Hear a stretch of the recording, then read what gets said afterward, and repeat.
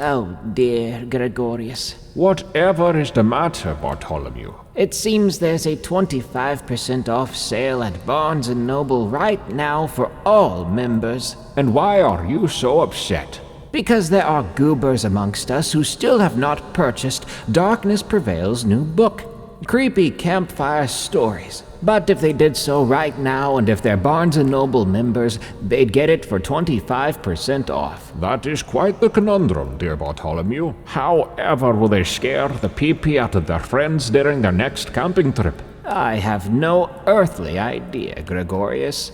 Perhaps the old-fashioned way. Shall I fetch the oversized Skinwalker mask? Need you even ask? If you're a Barnes & Noble member, you've got till the end of Friday, April 25th to get 25% off my new book. Link in the description. Or go to creepycampfirestories.com and click the Barnes & Noble link. Thank you. Welcome back to Unexplained Encounters. I'm your host, Darkness Prevails. Have you ever browsed 4chan? Well, now you can't, 'cause it got hacked and shut down apparently. But it was once a bountiful field of terrifying stories, creepy posts, and tons of racism. Today I bring you a compilation of 3 hours of scary 4chan stories and green texts, which I've read over the past 10 years. But now it's right here for you in one nice big gulp. There will be skinwalkers, wendigos, demon creatures, and more disturbing tales that will keep you awake for the next few weeks. Enjoy. He plastered her body on 4chan. This first post was from a news article describing the anonymous confession of a vile act posted to 4chan, including pictures. At first, many of the users who responded thought it was fake, but at the same time, Kitsap County, Washington police were investigating the case after a 13-year-old boy discovered his mother's body, the life ripped out of her. The following is how the 4chan post evolved. Please note that the pictures attached were too disgusting for YouTube, so I've censored them for your sake and my own. And some words and phrases may be censored for the viewer's discretion. On November 4th in 2014, an anonymous user posted a photo of a pale body of a woman to a 4chan message board, along with the statement that turns out it's way harder to choke someone until they're gone than it looks like in the movies. A couple of minutes later, another user responds and says, duh, because those people are acting. The original poster comes back and says, she fought so dang hard. Soon another user chimes in, saying, that's why it's called movie and not real life, you idiot. Followed by another user saying, you what, mate? As you can see at this point, they're not entirely believing this person, and they're far from taking this matter seriously. But what can you expect? I wouldn't have believed him either, and I would definitely be hoping he was lying. The original poster comes back, saying, check the news for Port Orchard, Washington in a few hours. Her son will be home from school then. He'll find her, then call the cops. I just wanted to share the pics before they find me. Then he goes on to describe his plan to make the cops take his life. Then he says, I understand the doubts. Just check the news. I have to lose my phone now. More users chime in, saying, even I can do it. Testing. Can't tell if low quality bait or just a huge noob. Then someone gives him advice who doesn't believe him, saying pretty much if you're going to actually do it, you better tie their hands and feet first, or you're gonna have a bad time. And the post ends with someone stating, my god, you're an idiot. There's no heaven, it's a sage post. You see, little did all these anonymous users know that this was actually a confession to a very morbid case. Most people like this who actually go so far as to do something so horrible, they want attention and fame. But I won't be saying his name here or releasing his photo, because the only thing I think he deserves is to rot. That next day, November 5th, he was taken in by police, never getting his going out in a blaze of glory ending like he thought he would. The Wilsonville police tweeting, He had been cooperative and detained without incident. In the past, this insane man already had problems with police and had been in trouble several times before. All the red flags were there about him being dangerous. His reasons for taking the girl's life are still unknown. But because of his anger, Amber Lynn Copeland is gone, and her 13-year-old son is scarred forever after seeing the aftermath. What was on the road? On July 24th, 2013, another 4chan user posted one of their most horrifying experiences, along with some very chilling photos. Here is that story. I don't know what to think. This happened to me a couple of hours ago, and now that I'm calm, I'm on this message board because that's where I like telling people my stories. Okay, and yeah, I know I'm probably stupid for picking up strangers in my car, but I figured small girl equals not dangerous. So it was about 1:30, and I was leaving my girlfriend's house. She lives north of town, so kind of rural, but not out in the sticks or anything. Houses spaced probably a half a mile apart. And here it goes. I'm driving home in the early morning hours. Most of my driving I do really late, so I'm not too spooked by the dark countryside. My windows are open, and I'm blaring music from my phone through my aux cable, because I'm a jerk like that, and I text while I'm driving. My phone is at 10%. Drive maybe 5 more minutes, and suddenly my phone dies, and my music shuts off. I look up and see some movement in the road. I slam on my brakes. It looks like animals in the road. 2 huge, and I mean huge dogs in the road tearing something apart. I mean, these dogs had to be at least 3.5 feet just standing on all fours. Their backs came up to my car window. I get closer and they just ignore me. I roll up my windows and lock my doors, because of course dogs can open doors, right? I honk my horn. The dogs stop, and they just stare at me, red fluids dripping from their mouths. I honk again, and they don't flinch. Maybe a minute or 2 of them just staring at me, then they suddenly sprint off. What the heck was that? Slowly roll forward around the animal they were eating. Wait another couple of minutes trying to see what it is from the car, but I can't tell. I get out my flashlight, and I anxiously approach the body with my knife, because obviously I can take on 2 huge dogs with a 4-inch blade. I'm not a farm kid or a country kid, but it looks to be a horse or a cow. Holy crap, these dogs seriously took this thing down. It's completely stripped of skin, and the worst part is its eyes, still intact, still bright and not clouded, and it looks scared. The animal was completely terrified when it passed.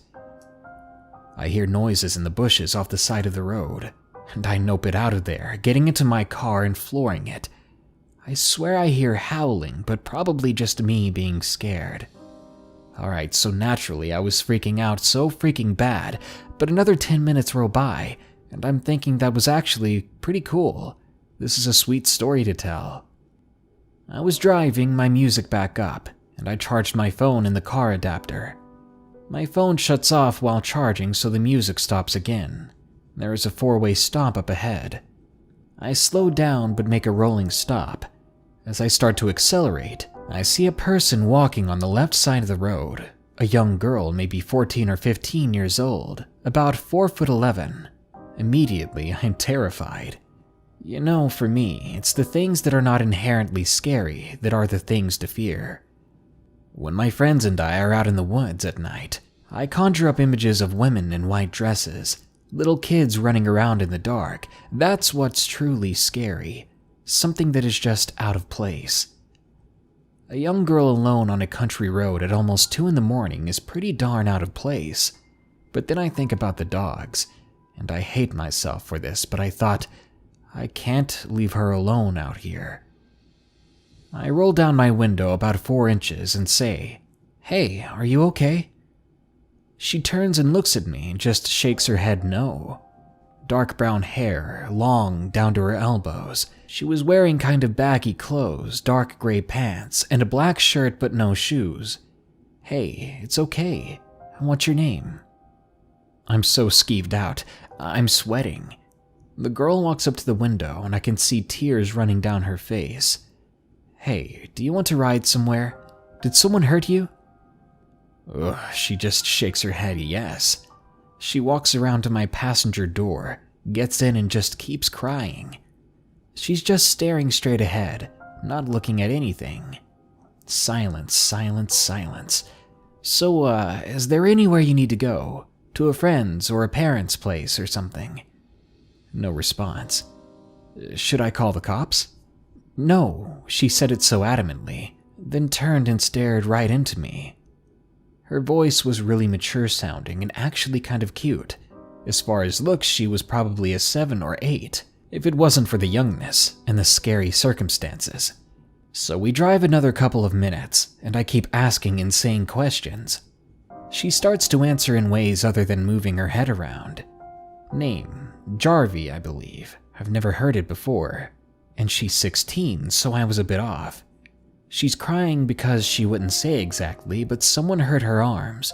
She showed me some gnarly bruises, handprints and crap.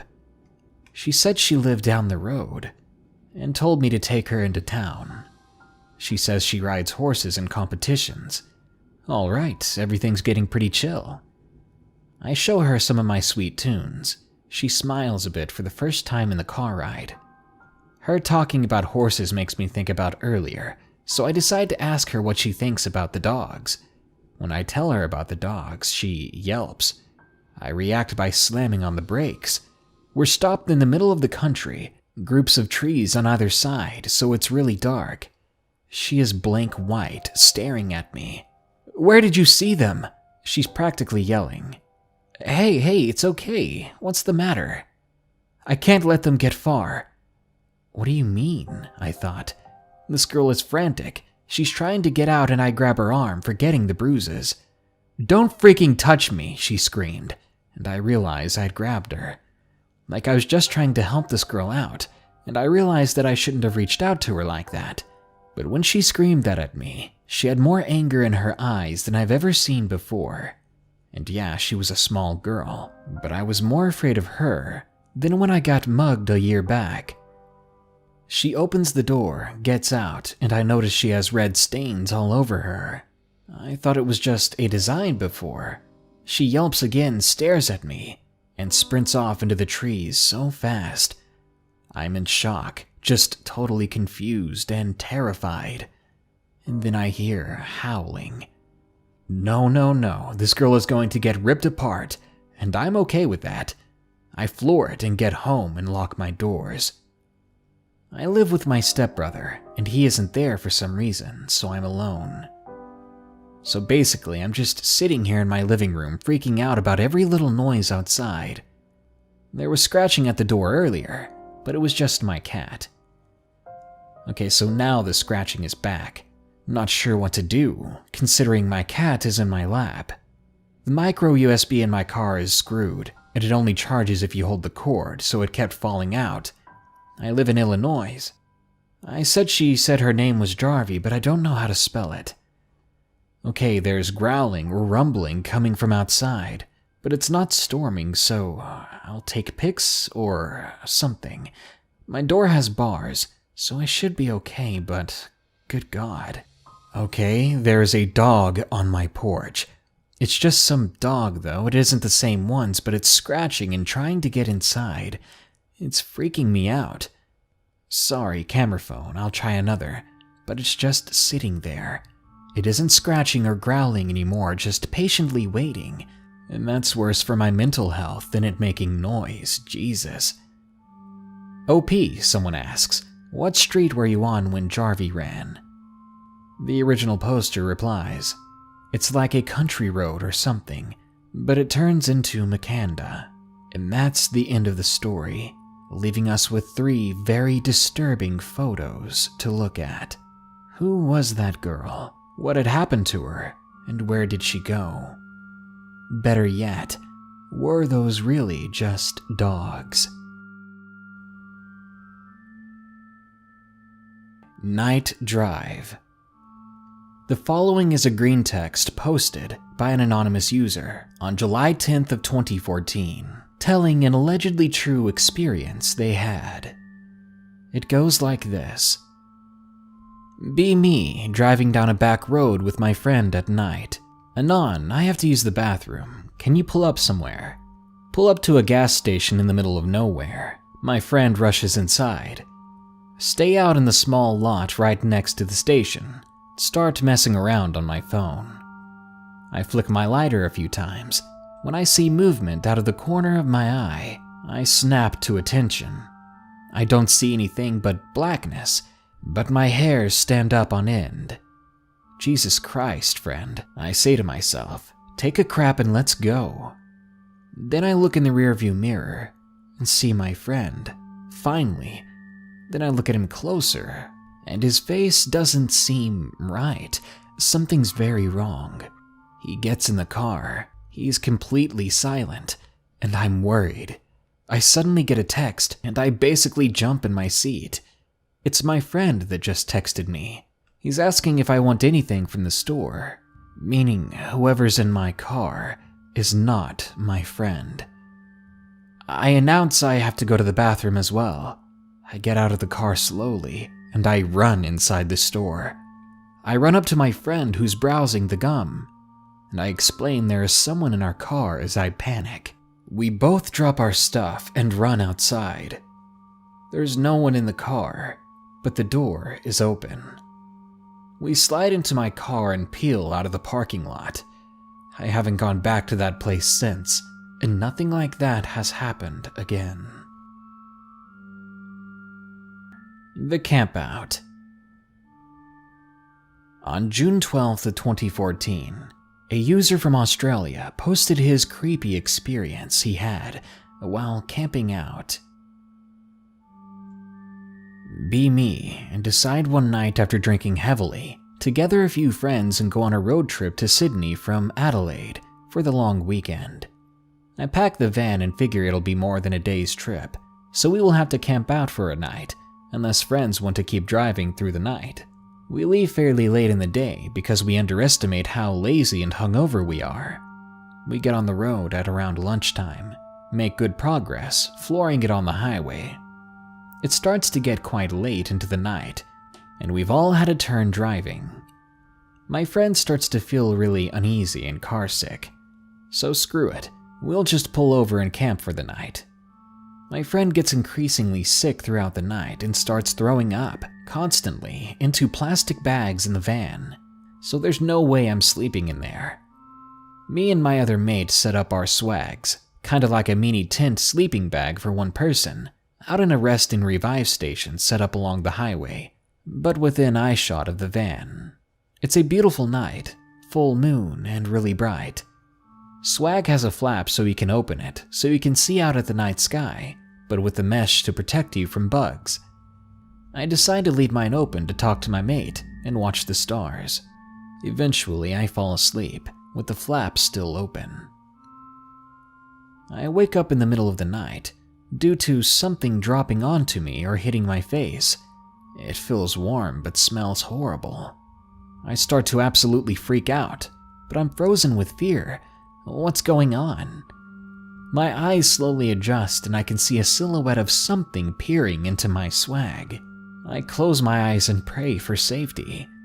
The swag shudders suddenly as if something climbed on top of it, but then the silhouette disappears. I hear the van door open, and then running. My sick friend rushes over to my swag and unzips it in hysterics. Before I can say anything, he says, "Are you okay? I watched it the whole time. Where is Aaron?" We both turn on our phone torches and leg it over to his swag. It looks as if it has been dragged a few meters, and the pegs are out of the ground. He's literally frozen and wide-eyed. He starts whimpering and crying. We grab him up and bolt to the van and lock the doors. We huddle on the floor under a blanket for the next few hours until sunup.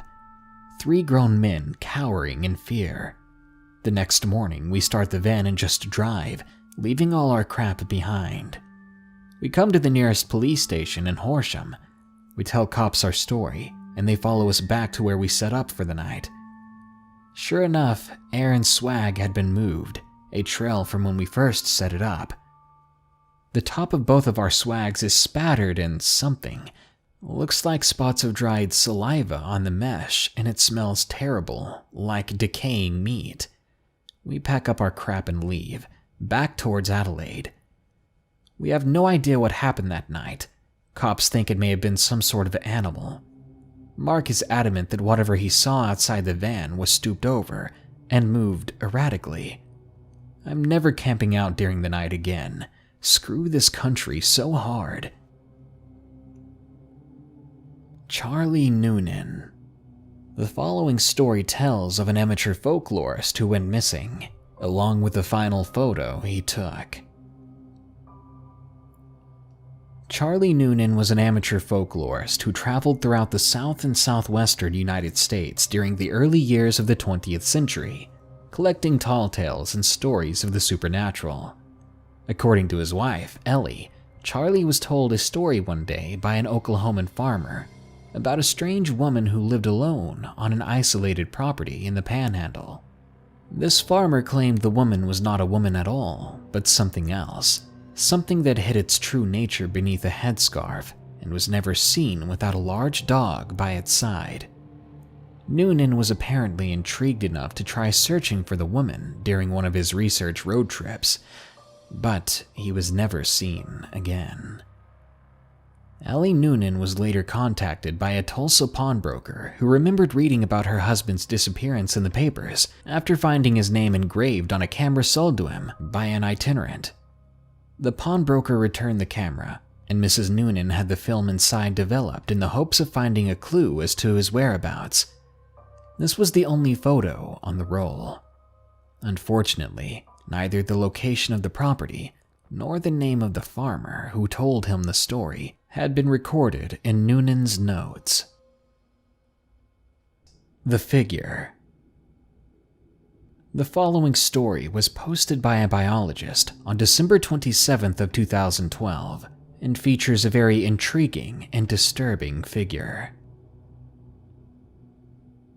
I'm a biologist doing biologist stuff. Buddies are getting cam traps on trees while I'm at camp trying to get a fire going, but a fire won't catch. My friend Bill sits next to me. Feels cold, but since everything was cold, I never cared about it. The freaking lint won't make a spark. Crappy equipment. Where's Sam with the lighter? I keep complaining for a while, and I realize the person next to me isn't talking. I feel a slight chill creeping up my spine. Slowly look ahead, and I can see Sam's and Bill's flashlights in the woods. So, who in the world is sitting next to me? Turn around, and all I see is something black. Nope. Wake up the next day, Sam and Bill are standing on top of me white as milk. I'm laying in the middle of the ground a little bit away from the camp. They said they heard me screaming, and when they came, I was nowhere to be seen. They had spent the whole night looking for me, shouting and yelling, and all they got in response was a deep grunt. I tried to get up, but I was hurting all over. My face when this is what I looked like when they tore my shirt off. My face when I had torn both pecs, as if trying to fight something away, to the point where I tore a muscle. I even broke 5 ribs and a clavicle. My face when I'm never doing field trip work again. My face when every night I nope at the slightest feel of something brushing against me. Another user asks, "Where were you when this happened?" And they reply, "Fort Campbell, Tennessee." Another user tunes in with some more possible evidence, stating, "The figure in this photo was captured in the same area by YouTube user James Jones. I named it the Horned Man, but it could just be a bunch of trees. Now that you told your story, it made me think of it. Coincidence? Or do we have something here? If it was a bear, you wouldn't really be here to post the story. I'm just saying." What had attacked the original poster of this story? And is it still prowling the forests of Tennessee? Camping with friends. The following story is a green text from December 22nd of 2012, telling yet another user's experience of what might happen to you when you go camping. Camping with friends and walking along this path with my friend talking loudly, she asks me, "Aw crap, Meg, did you bring that extra sleeping bag for me?" "Yeah, I got it, we're good." We keep walking, getting pretty far away from camp. Suddenly, from the brush across the stream that our path paralleled, we hear, "Meg, did you bring that extra sleeping bag for me?" It was so inhuman, sounding like an animal almost. It repeats several times, and each time it sounds more and more like my friend. We're terrified and start running back, and we hear leaves moving behind us. We're too afraid to look. Then, from behind us, we hear in a low whimper, "Wait, I'm hurt." It sounds just like me. I'm crying, and we keep running. As we get closer to the opening into the field we were camping in, the bushes are thicker. We're not in shape, and we had been running pretty hard. I was gasping for air by then. Then directly from the right of us, we hear, "Tired yet?" It sounds like her again, with almost a bark. I'm shaking so hard at this point. I turn and look back. I see this massive mound of fur in the bushes turn and go back the way we came from. We make it to camp, and we tell our friends what had happened. They, of course, don't believe a word. We refuse to stay there that night. We get in her car and drive to town and sleep in a cheap motel. At about 10 p.m., her phone rings. It's our friends from camp. They say, "Jesus, will you guys give it up? It's been 2 hours, you're not scaring us, just keeping us from sleeping." My friend gets hysterical, telling them they need to leave, because they're convinced we had drove back into the woods, and we were yelling that we're hurt and for them to come help us. I turn up the motel TV and let them hear that we are in town. They hang up immediately. They drive to our motel and spend the rest of the night there.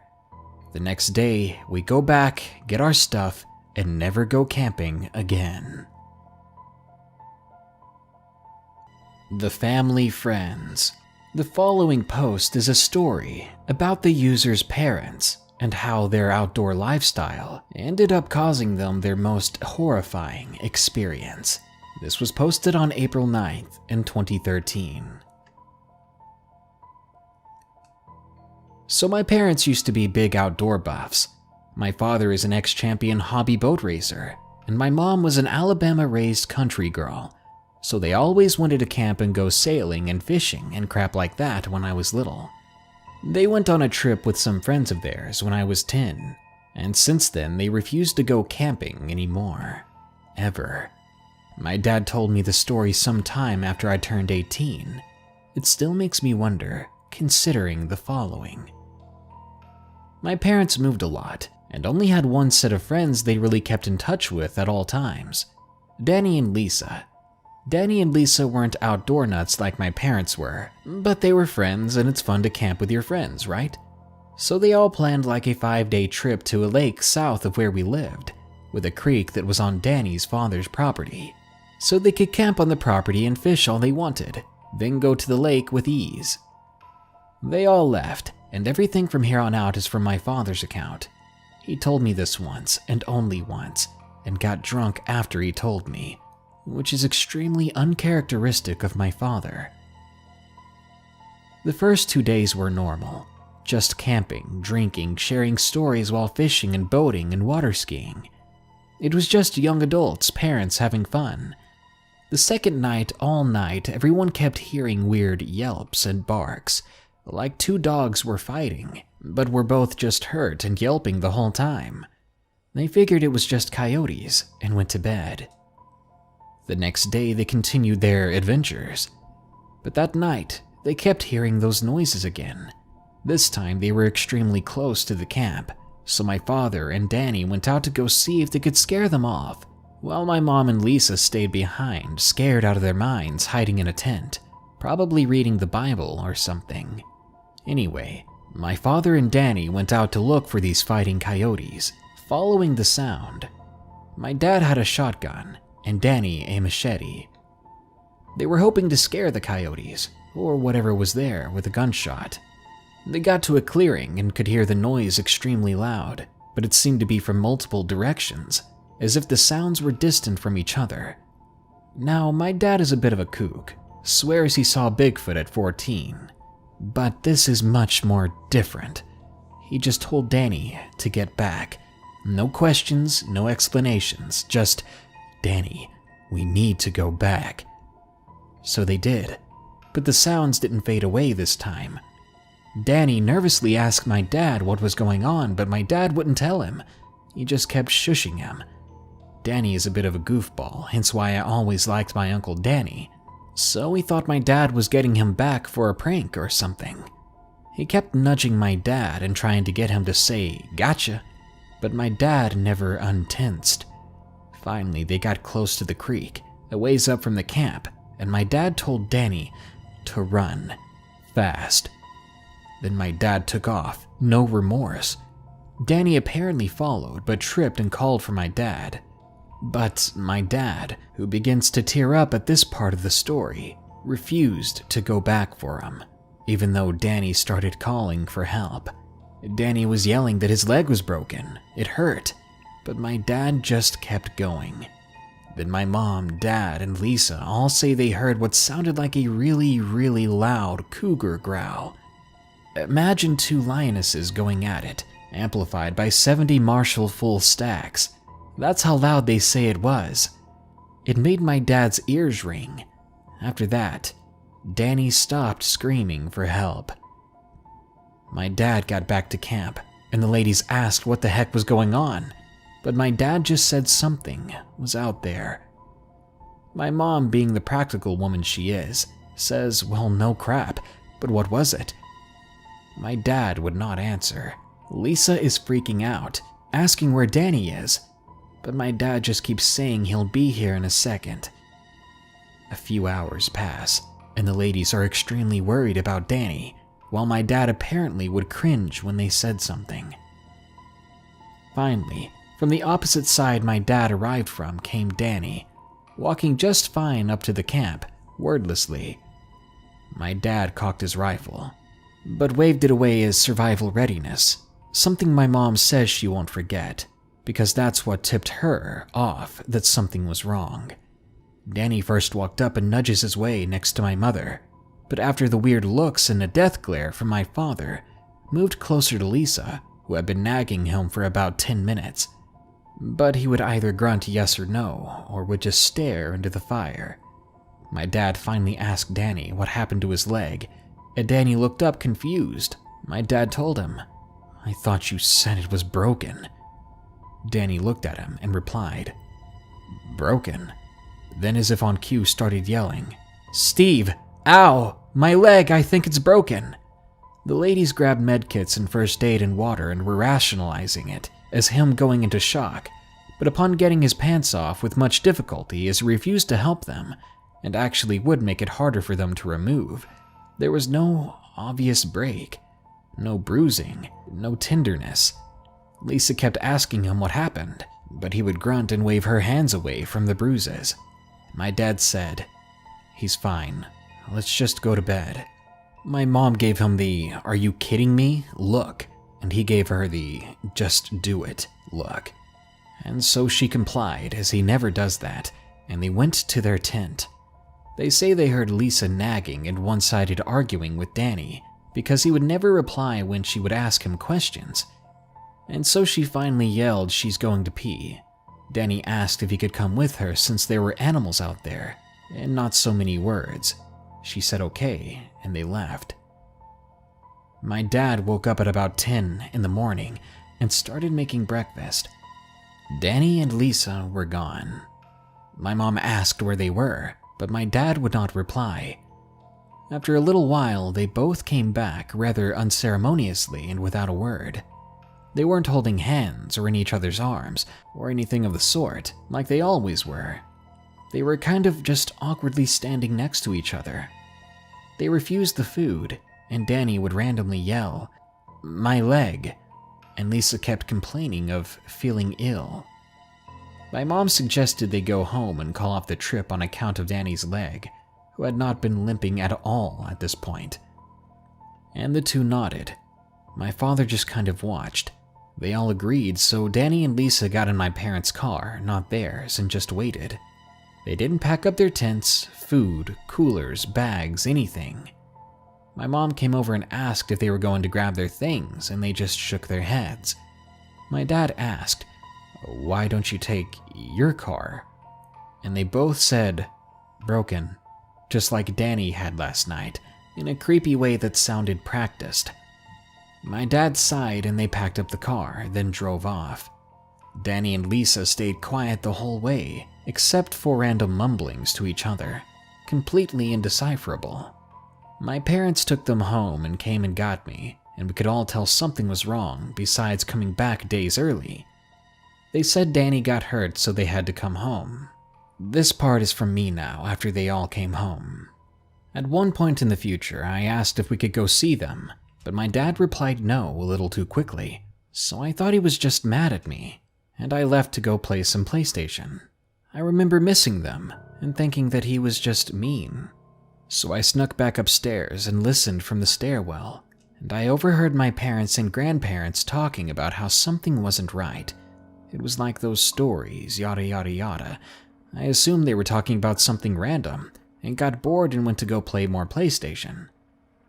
A few weeks later, I asked about Uncle Danny, and my dad said we're not going to see them anymore. I was upset, and I demanded to know why. He told me something about his dad being sick, and so I was sad. Then I forgot about it and life went on. Fast forward 5 years. I'm at a supermarket where I used to live when all this happened. It was also by where Danny and Lisa lived, only on the other side of the road. Being 10, I was never allowed to go over, but now that I could drive, I decided to go see the old house, check out Danny and Lisa's place. I'm a pretty nostalgic person. I'm driving down slowly and rather creepishly down my old street when I spot Danny walking down the road. Excitedly, I flag him down. I pull over and get out to talk to him. He seemed so stiff to me, kind of robotic, I guess you could say, when he hugged me. But it was far too tight, and it felt like he was trying to smother me. I asked him how he'd been, and he said, "All right." I asked him where Lisa was, and he said, "At home." So I asked if I could go see her, and he agreed. I walked with him and asked him about all kinds of people and tried to catch up, but he didn't remember, or just didn't care about 90% of it, which seemed odd for him, because Danny had always been my awesome involved Uncle Danny. So I asked him a couple of obvious trick questions, and he failed miserably, and I was beginning to get nervous. We get to his door and he opens it, and the smell of a freaking meat locker pours out. A horrid, incomparable smell just assaults my senses. The place is a wreck. Crap is just everywhere. Everything is coated in dust and crap, and nothing looks clean. There's laundry everywhere, no lights are on, and it's a mess. I'm more than a little freaked out and asked what happened, and he grunted, a really weird, almost guttural grunt. So I asked where Lisa was, and she yelled from the kitchen, which was just behind a wall facing the room I was in. It wasn't a full wall, with the top not touching the ceiling, so I could smell and hear something cooking. I walked into the kitchen expecting to see Lisa making some normal food and planning on asking Lisa why Danny was acting so strange. But what I saw was unforgettable. She's standing in the kitchen, naked, covered in blood, cooking some kind of mangled mess surrounded by thousands of bones. I was just smart enough to notice a pile of collars in the corner. Pet collars. I yelled and Danny lunged at me. I kind of sidestepped away from him clumsily and ran out the door. Danny gave chase and I got into the car and noped the heck out of there as fast as my little blazer could go. I got home and called the police, gave them the address, and went straight to my dad. He socked me in the face and told me that he overheard the address. I tried to apologize and he yelled at me, so I yelled at him for lying to me, so he hit me again, then hugged me and said he was sorry. I tried to ask him, but he rather strongly told me to shut up about it and to forget it. The police came to my house and told me they didn't find anyone living there, but that my story matched the description. The place was a nightmare. They told me they suspected the previous owners left, and a mixture of wild animals and burglaring homeless people had been living there.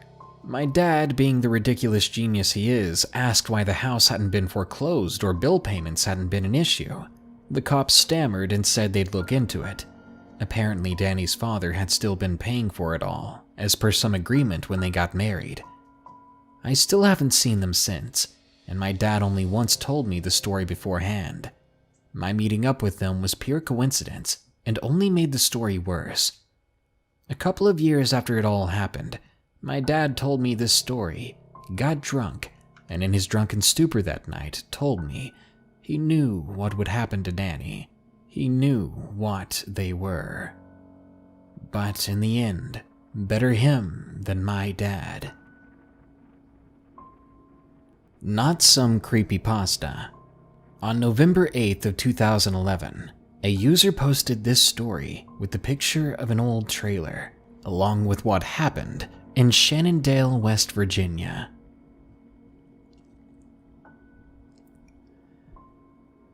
I'd like to start by saying that I don't have a clue why I'm posting this here, or really at all. Maybe I'm afraid for my life or something. The events described in this story happened a month and a half ago in Shannondale, West Virginia. Although I typed this up about 2 weeks ago, I just haven't really had the guts to post it until what happened yesterday. It starts in late September when my family went to go visit our relatives, who invited us up to celebrate one of them, Desiree, getting like $2,000 in some scratch-off lottery thing. They live in this really crappy part of Shannondale that people from Charlestown, Shepherdstown, and Ranson, basically the least rednecky parts of West Virginia, like to call Squalor Holler. It's way up in the mountains, and exactly like everyone pictures it when they hear about it. Nothing but ramshackle shacks, rusty rebuilt trailers, everything covered in decades-old Christmas decorations, because they're all too busy being smelly rednecks to ever clean up. Real Deliverance-style stuff, just no rivers or canoes. The relatives we were visiting are absolutely confirmed cousin lovers. We don't refer to them as aunt, uncle, whatever, just relatives. They're not terrible people or anything. They're just absolutely cartoonishly, depressingly hillbilly stereotypes. So anyway, we're up here in this godforsaken trailer. It sucks. There's like 8 of them, plus me, my dad, my mom, and my sister. About 2 hours in, my mom takes my cell phone so that I can focus on the family together. Which was dumb. All we did the whole time was eat TV dinners and be forced to watch NASCAR and stuff. After like 6 hours of this, about 10 minutes before we're supposed to leave, it starts raining. We know how treacherous the roads can get up on the mountain, so we decide to wait for the rain to die down. Fast forward 2 hours later, it's dark, 10 o'clock, and there's a flood warning for the area. I had my phone back by then, but no reception though, of course. I'm playing Tetris and Texas Hold'em and stuff, when I suddenly hear my dad losing it in the next room. I walk over and it turns out that they let slip that they'd buried their kid, Thomas, outside, and apparently were afraid the rain would wash up his body, or something along those lines. The kid was like 6, and he had been attacked by a dog, and they never told the cops, just freaking buried him like he was a family pet.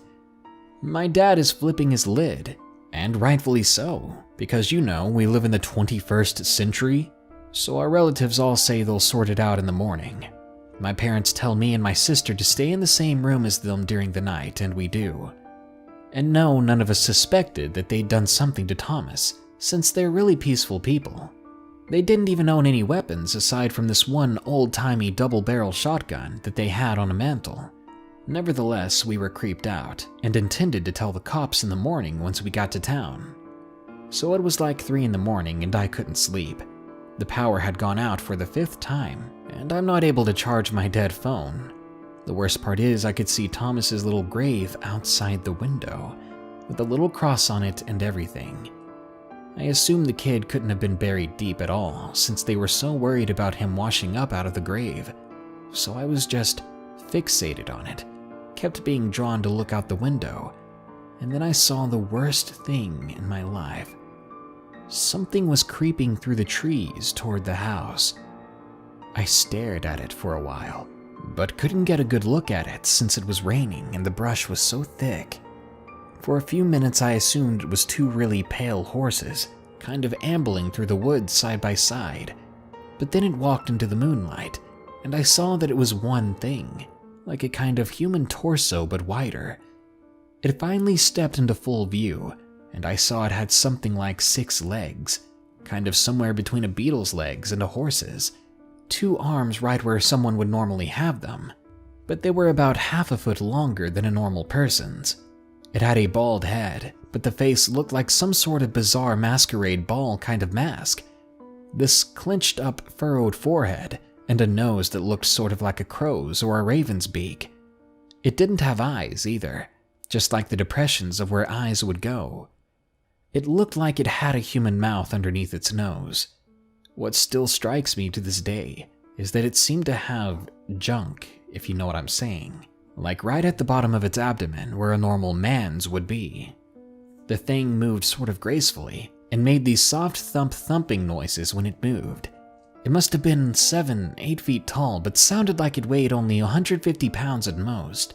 It begins to walk towards Thomas's grave, and then I finally snap out of whatever trance I was in and just scream. My mom is the first to wake up, and I tell her to look out the window. She rushes over and doesn't really seem to understand what she's seeing. After a minute, though, the thing bends down and starts pawing at the grave with its hands. My dad and Jasper rush in, and Jasper just loses it, screams like a little girl, and runs back out of the room, yelling for his father, yelling, "It's outside! It came and it's outside!"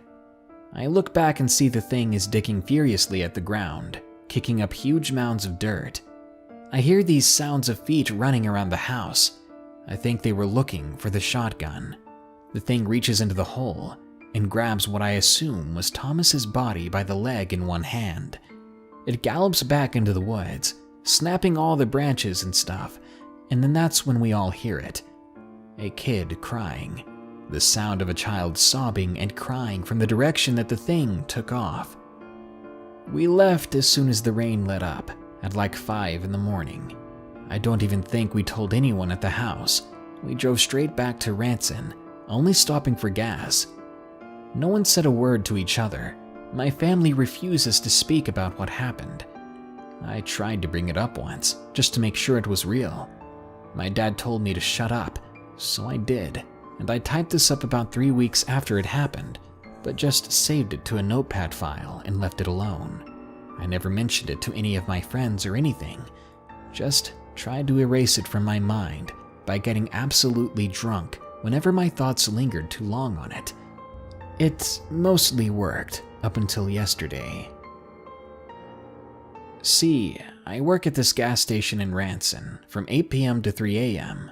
I work the register, keep the place clean, and take out the trash.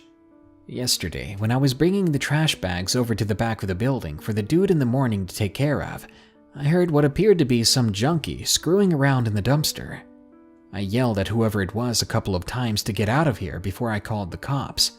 But as I walked towards the noise, I suddenly heard those same footsteps.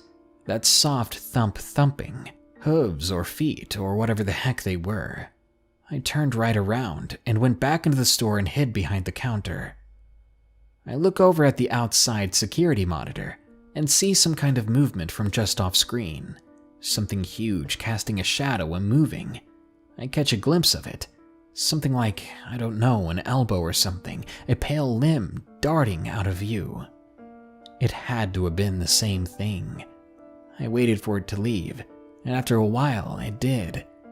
I woke up behind the counter at 6 a.m. in the morning, to my manager giving me this look, like I'm a piece of crap or something. I went home, typed the rest of this up, And that's about it. This is a story from March 14th of 2018 about something horrifying that happened in the Middle East. Was talking about this with a pal of mine yesterday, so I decided to post it here. It was a few years back. It was wintertime, raining. I was a conscript in an army in the Middle East. 3 of us were on guard duty at night, doing 12-hour rotations. It was the 3rd or 4th night, I think. Tiny outpost with a guard tower near the border. The tree-covered hills were all around. There would be a car to come pick us up and drop off our replacements. This time there were only 2 of us because one of the guys fell sick. Me and Dan, not his real name. At around 11, we were already on the tower. The car came again with some new guy to fill in for the sick one. So me and Dan are in the tower and the new guy is at the small compound room at the base of the tower. The army just decided to reoccupy it, so nothing is working yet. No lights, no projectors, nothing. An hour later we heard some noise coming from below. We looked down to check it out, but thought nothing of it. We could hear the gunfire of skirmishes far away, and flickers of lights as guns went off on the other side of the border. We had nothing to do but sit there with our radio. No phones allowed. Sometimes we heard muffled chatter in Arabic. Somewhere around 1 to 2 in the morning, the rain had weakened. The chilly wind came from the north, and the night was silent. I remember listening to the quiet sound of water droplets hitting the roof. My buddy was playing with the radio, changing frequencies. As he twisted the knob, we suddenly heard a loud scream coming from the radio. We also heard it from outside, carried with the wind. It must be nearby. We froze, waiting to see what happened. It was quiet for a while, and then we heard moaning. "Help! I'm down!" The voice was kind of metallic because of the radio's interference, but it sounded like half a whisper and of someone who is badly hurt. I just finished basic training and was really freaking out at that point. I quickly contact our group's headquarters and ask if there are patrols or training anywhere close by. Apparently, there was nothing at all. In fact, there shouldn't have been any allied or enemy forces within a 50-kilometer radius at least. Drones were sent out often to scour the borderline. I asked HQ if they can hear anything from the same frequency, but they couldn't. Dan turns the knob back, and they're silent. Suddenly, another half scream, half moan. It really startled us. We asked HQ if they can dispatch a helicopter or a team, because we could definitely hear someone nearby, and they seemed to be wounded. They replied that they can't right now, and we should wait until morning, and that they were probably receiving something from over the border, despite us telling them he was not talking in Arabic. At this point, we have no clue what to do. We can hear his voice again. He's breathing into the radio. "Help! I'm down." Lets out another scream. We start talking to him, asking him questions, but he doesn't reply. We shout out, but the winds are blowing in the opposite direction. We start arguing what to do, when I spot the new guy running from the room at the base of the tower into the tree line, shouting, "Mom, I'm coming!" He was covered in what seemed like heavy camouflage gear. He was running really strange as well, running a bit, then stopping completely, not moving for a second or two, and then running more. Dan quickly leaned out of the tower and shouted at him, but he didn't look back. Now the rounded edges of the opening were probably wet, and Dan slipped and let the radio fall from his hand, all the way to the ground. We quickly climbed down the ladder and found the broken radio. We didn't know the new guy's name, so we just shouted, "Buddy" and "Soldier." It seemed to us like we heard him shout "Mom" again, but who knows now. I remember my friend saying, "Let's go," and I really didn't want to be left there alone, nor did I know what to do, so I followed him. We had all our gear and weapons with us. We entered the trees, and after running a few minutes, we saw a face a few dozen meters away between some bushes. It seemed like that new guy, and he was covered with leaves and what seemed like mud and camo nets, at least from afar. As we looked at him, he quickly turned his back to us and said something loudly. I thought he said, he found him, or her, or something like that. He then ran quickly away. We were already tired and we had tons of gear on us, so we were slow. But after a minute of running, we heard another scream that sounded like the guy from the radio.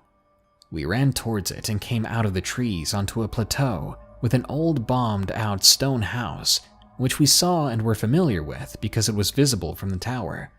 There were still clouds out, and it was pitch black. I pointed my flashlight at the house. I definitely remember moaning noises coming from it as we approached, but I told Dan that I don't want to go in there, and I stopped.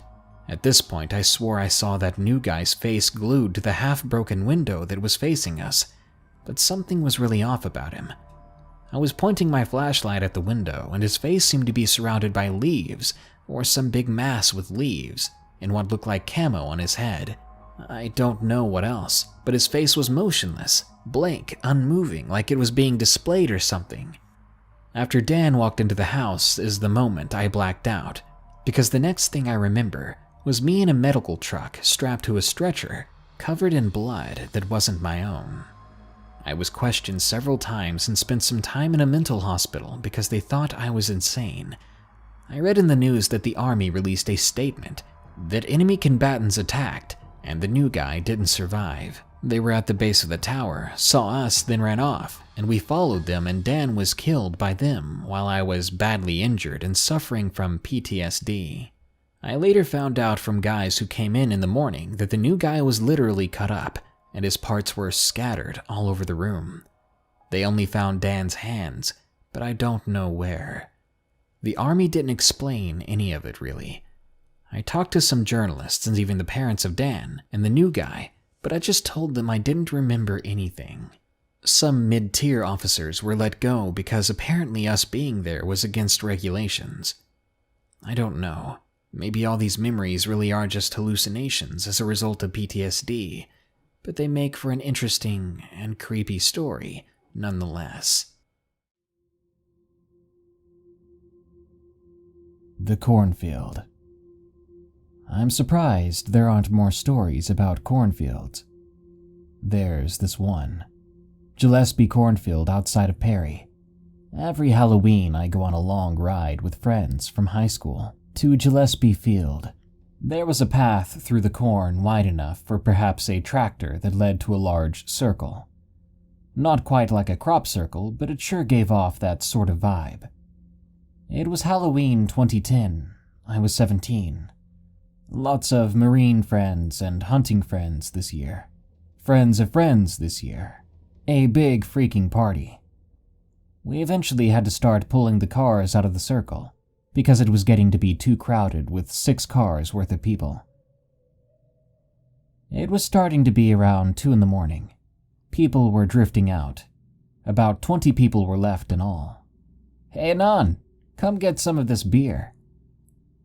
At age 17, you can imagine I was pretty thrilled to be allowed in the older kids' games and all that. There was this super hot chick, Tina or Trina, I don't remember, who was all over me. Drunk as a fish in a whiskey barrel, but all over me. I was too shy to initiate anything at the time, but I did get to see, her topless because she took her top off. The party dwindled down to about 10 or so people. Me, 5 hunter friends, 3 marine friends, and 2 civilians, not including myself. Let's make a freaking bonfire. 10 minutes later, there's a huge fire pit going, and we're dancing around it, pretending to be Native Americans doing a ritual, laughing and having a good time. No big deal, right? Hush washes over everyone. We all got the same rush of sudden unease and anxiety. Everybody froze, more or less in the same positions we'd been dancing in.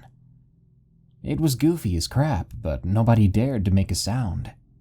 The only sounds were the sounds of the giant fire in the pit. Standing around for almost a minute before someone whispered, "What happened to all the crickets and crap?" There was no wind, no crickets, no birds, nothing. So we stopped dancing, thoroughly put off, and my buddy Joseph, a hunter, goes, "Guys, I'm gonna go get my rifle." Murmur of agreement, the other hunters break off to go with Joseph and grab their crap. mostly pistols and knives besides Joe. Marine buddies, Kate, Samuel, and Ed, sit down in what I can roughly describe as a perimeter of sorts, around me and the other no-training folks. At this point, we're too nervous and anxious to talk. We're barely breathing. There's not a noise, just the fire pits crackling and a slight rustle in the calm. It's starting to get a little disconcerting. We sort of stuck close together and kept wide, worried eyes on the stalks. Kate says, "Something's not right." Mutual agreement, but no one can put a finger on it. Ed sucks in a breath and everyone jumps a bit and looks over at him. "If the wind is gone, what the heck is making the cornstalks rustle? I swear to God, I nearly peed myself right there." We're all about 5 seconds and a sneeze away from needing a change of clothes when Joe comes back, white as a sheet and alone. Joe's pulling the bolt back on his rifle and sprinting back to the campfire circle. He tosses his pistol to Ed. "Joe, what the heck happened? You look like you saw Sam's mom." Joe sort of glares at Ed, then hisses, "Don't you freaking joke right now.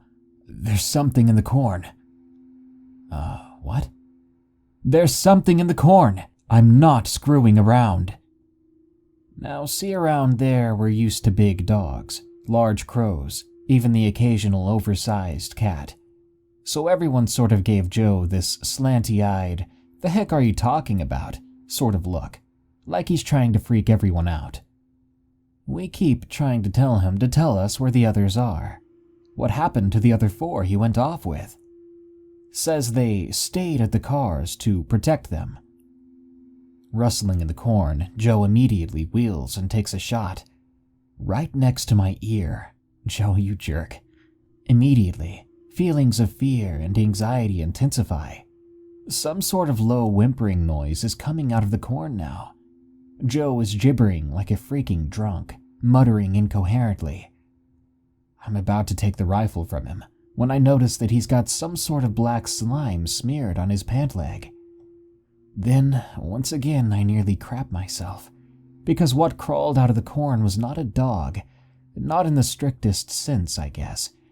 It was shambling sort of awkwardly, with what looked to be a broken leg, maybe a dislocated shoulder. It looked like it had at some point in time been some sort of hound dog, a black or dark brown bloodhound. There was chicken wire wound around its neck like a noose, and it was coated in flies. There was black sludge dripping from its jowls and oozing out of a bullet hole near its right eye, which was itself drooling that same black crap like tears. Joe lost his mind at that point. Sam and I had to wrestle the rifle away from him. No more green text. It's hard for me to keep up. This crap still gives me the shakes. It kept shambling out of the corn towards us, wheezing and spitting that black crap onto the ground, the flies numerous enough that I could almost hear them buzzing from across the clearing. Joe was freaking losing his mind, collapsed on the ground, and was trying to go fetal as me and my marine friends tried to haul him away. The dog just kept walking, and as it kept coming, it dragged something else out of the corn with it, attached to the chicken wire wound around its neck. It took me a second to piece it together in the light of the fire, but attached to the end of this morbid freaking umbilical cord was a beating heart, like a bear-sized, still bleeding, leaking heart, thumping away and leaking that black sludge crap. The flies were having a field day with it. The dog had no eyes for us. It was staring directly at the fire, like it was mesmerized or something. It dragged itself off kilter towards the fire, wheezing and spitting and sobbing, the heart beating excitedly on the chicken wire behind it. Its back legs were mangled, and it sort of dragged itself along on its front legs and one back leg.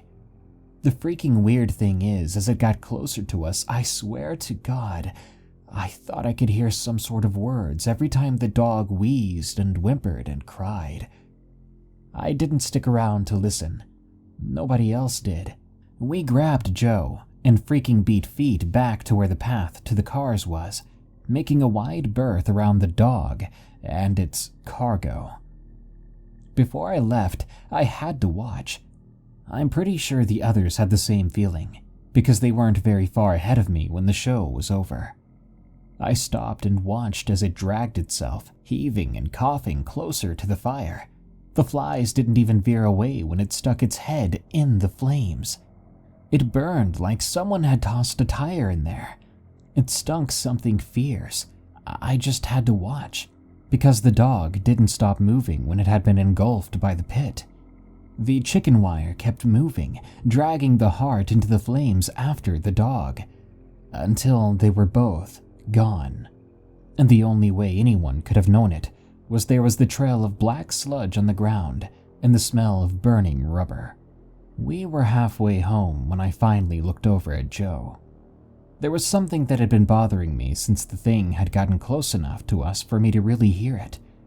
I asked Joe what it had said to him, because I was almost positive that was why he was so freaking freaked out. It had been next to him in the corn, and he had heard it speaking to him. At first I thought maybe I was wrong, because he gave me this weirded out glare and he wouldn't say anything. Then he took a deep breath, and he leaned over to me. He whispered this sentence in my ear. "Come with me, I'll bring you home." And for a second I felt very cold, because that was what I'd heard too. What I think I saw that night was Beelzebub. I'm not a noob, so I know that Beelzebub is not the devil, not in the actual rhetoric. He's the Lord of the Flies.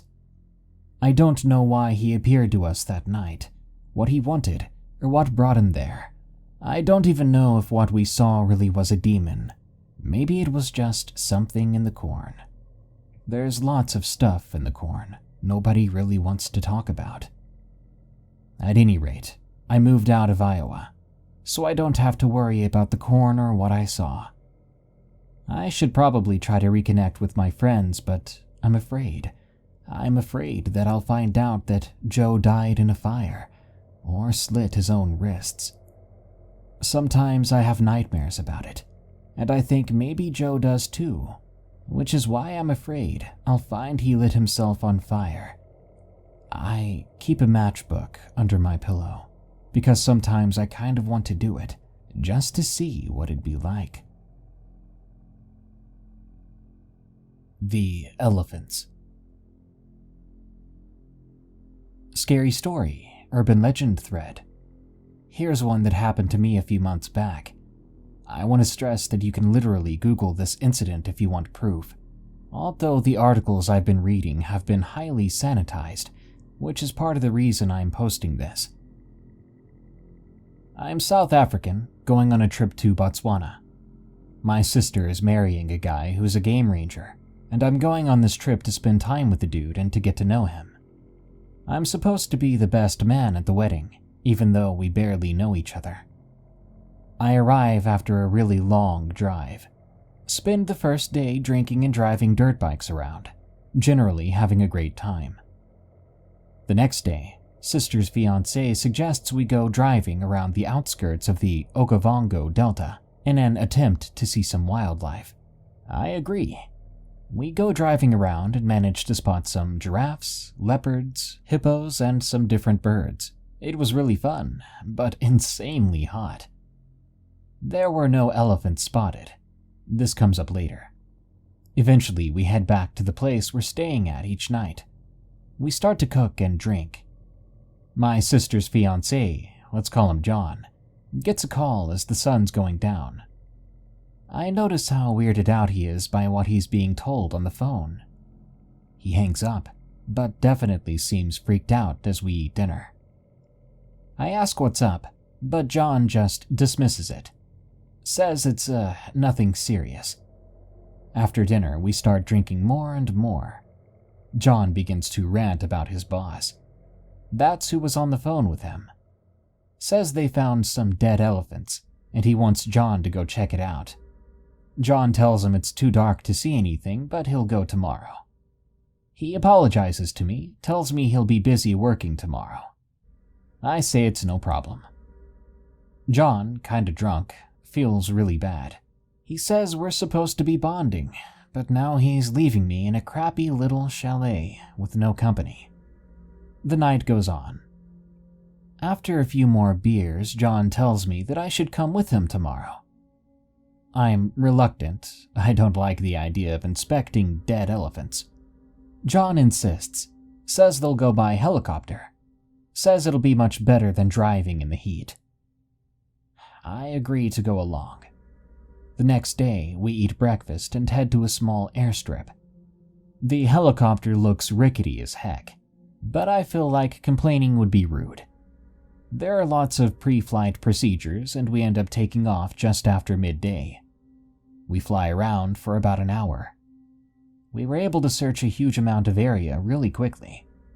There's me, John, another ranger, and a dude who I think was a ranger in training and the pilot. John and the other ranger have tranq rifles ready, in case they need to inspect a live elephant up close. Finally, we spot something. About 3 elephants lying in the sun. We land a few meters away and hop out. The stench is horrible. Flies are everywhere. The corpses are half rotten and half eaten. I think it's weird 3 elephants are dead together, but not too shocking beyond that. John and the others are discussing something. The conversation seemed pretty intense. I try to join the conversation so I don't seem like the silent oddest of the group lurking in the background. Well, I'm guessing some poachers shot him, huh? Everyone looks at me, and they all seem annoyed. I think they're mad that John invited a normie who didn't know crap along with them. Eventually John says, "Doesn't seem like poachers. The elephants still have their tusks." I hadn't thought of that, and then I felt like a dummy. They keep inspecting the bodies, and both rangers seemed really interested in one of the smaller ones. It was lying on its side, but its face was pointed at an odd angle, towards the ground like it had been trying to stick its head in the ground. Finally, the other ranger suggests we keep looking to see if there are any others. We get back up in the air, fly around for about another hour. The ranger seems really troubled, but we see nothing. We land and they have another conversation about what to do next, while I just sit awkwardly in the helicopter with my feet hanging out. We have some lunch, and John informs me that we're going to do one more search before heading back, as we only have fuel for about another hour. We were flying back and forth, so we were only about 45 minutes from the airstrip.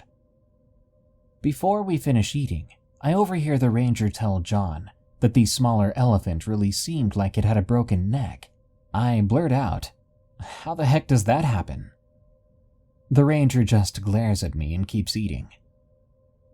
We finish our food and take off again, and continue to search. After about 30 minutes, the pilot tells us we're heading back and turns towards home, but after just 5 minutes, the ranger in training starts pointing and shouting. Lying on the ground near a clearing of trees are about a dozen dead elephants. The sun's going down and the shadows from their corpses are easy to see stretching along the ground. We land nearby, and we make our way over. The smell is even worse than last time, and the bodies are ruined. I'm not much of a nature lover, so I don't know exactly what animals can do to other animals. Even so, I could tell some bodies had been picked at by scavengers. Their stomachs were torn open and intestines spewed out everywhere. Again, all the tusks were present. I asked John if maybe someone had shot at them just for the heck of it. He says probably not. To kill this many, you need a helicopter to fire from above, and when that happens, like when they're tranked, they form a circle around the younger ones. But these bodies were all spread out over a distance of a kilometer or two, like they had been running away in a full-on panic. He then pointed out the state of some of the other bodies. A couple had feet and legs missing, which may be possible after being chewed on for a few days, but I can't imagine why some lions and hyenas would go for the legs and feet while leaving the stomach untouched. After some inspecting, we all ended up standing around the body of a smaller elephant, maybe a teenager, who was missing its head. I don't mean its skin and flesh had been picked off by birds and wild dogs. I mean its head, neck, and right shoulder were gone, like they had been pulled off. Also, while the body was smaller, it was still probably a couple tons and twice the height of a human. I actually wondered if someone had magically fed this thing a stick of dynamite or something. At this point, John and the other ranger are swearing and ranting about how screwed up all this is, but I think the rest of us all knew that they were using anger to cover up their growing confusion and worry. After I let them vent a little, I asked what we do now. The other ranger snaps at me and says we're gonna go home and try to figure out how to explain this to the Department of Environmental Affairs. We all start to head back in the helicopter when the ranger in training says, what about the hole? We all turn and look at him and John says, what hole? The ranger in training starts leading us towards a small hill while saying, I thought you all saw it when we flew overhead. Sure enough, there in the side of this hill is a hole, dug at maybe a 15 or 20 degree angle downward. This thing is freaking massive. It looks like a molehill, except that it's as big as a subway tunnel. I ask John what I'm looking at, still thinking it's some sort of natural phenomena I've never heard about, but he just mumbles that he has no idea. Finally, the pilot asks if we're going in. What the heck? What did this man just say? I look at him like he's freaking crazy. Why the heck would we go in there? Luckily, the other ranger says, nah, it's almost dark. Let's just take some pictures and get back. We'll report this and let someone else figure it out. I'm beginning to like this dude. We start walking back. The pilot and I are taking our times checking the bodies some more, because the other three are taking pictures, and there's no hurry. Though I did feel really creeped out, I didn't say anything. Eventually, we all end up in the helicopter, except for the ranger who has climbed up a body and is taking his last pictures. For some reason, I only noticed then how silent it was. No animals except flies, which I thought was weird considering how much raw meat was present. As the ranger jumps off the body and starts heading back, we all hear a massive grating noise. Sounded like something huge was shifting against the sand. I immediately assumed one of the elephants was still alive and was trying to stand up. We all pile out of the helicopter and make our way toward the noise. I can't see anything because the light's fading fast and the horizon is dotted with giant elephant carcasses. I notice John and the others are making their way up some bodies, and I jump onto a nearby fairly intact corpse to get a vantage point. As I crest the elephant, never thought I'd type that sentence, I stare out at the black silhouettes lying on the ground against the afternoon sky. For a while I see nothing, but suddenly my eyes pick up movement. At first I think it's something coming out of the hole, like a freaking worm from Dune or something like that, and I tactically crap my pants. Then I notice that it seems to be an elephant trying to drag itself into the hole. John and the other ranger are already down the carcasses and heading for the hole. The rest of us follow. I'm not sure why, maybe we just wanted to see a living elephant after all these dead ones. I won't pretend it was rational, and I can't speak for the others, but I felt like if we saw this thing up close, we might be able to get some understanding of what happened there. We all come around the side of a truly massive dead elephant and stare towards the entrance of the hole. At this point, the light was dying fast, and a lot of detail was lost in the shadow of the tunnel. But I swear to God, I saw enough to know I wasn't imagining anything. Standing at the entrance to the hole was a person, crouched over like a gorilla. The hair was long and matted, and they were completely naked. But the real problem was their size. This person was crouched over the elephant. Their body was actually slightly cramped in the subway-sized hole. The elephant's body looked like a big gray dog next to this literal giant. Its proportions were completely messed up. Its top half was stretched out and spidery with arms as long as a truck, folded so that it could fit inside the tunnel, ending in these wiry fingers with needle-like claws. Meanwhile, its bottom half was stubby and emaciated. The thing's legs were human enough in appearance, though each was the size of a fully grown man, but they were so withered compared to the rest of it that they almost seemed vestigial. We came to see it just as it was getting back into the tunnel. What had seemed like an elephant crawling into the hole had actually been an elephant body being dragged by the leg into the earth.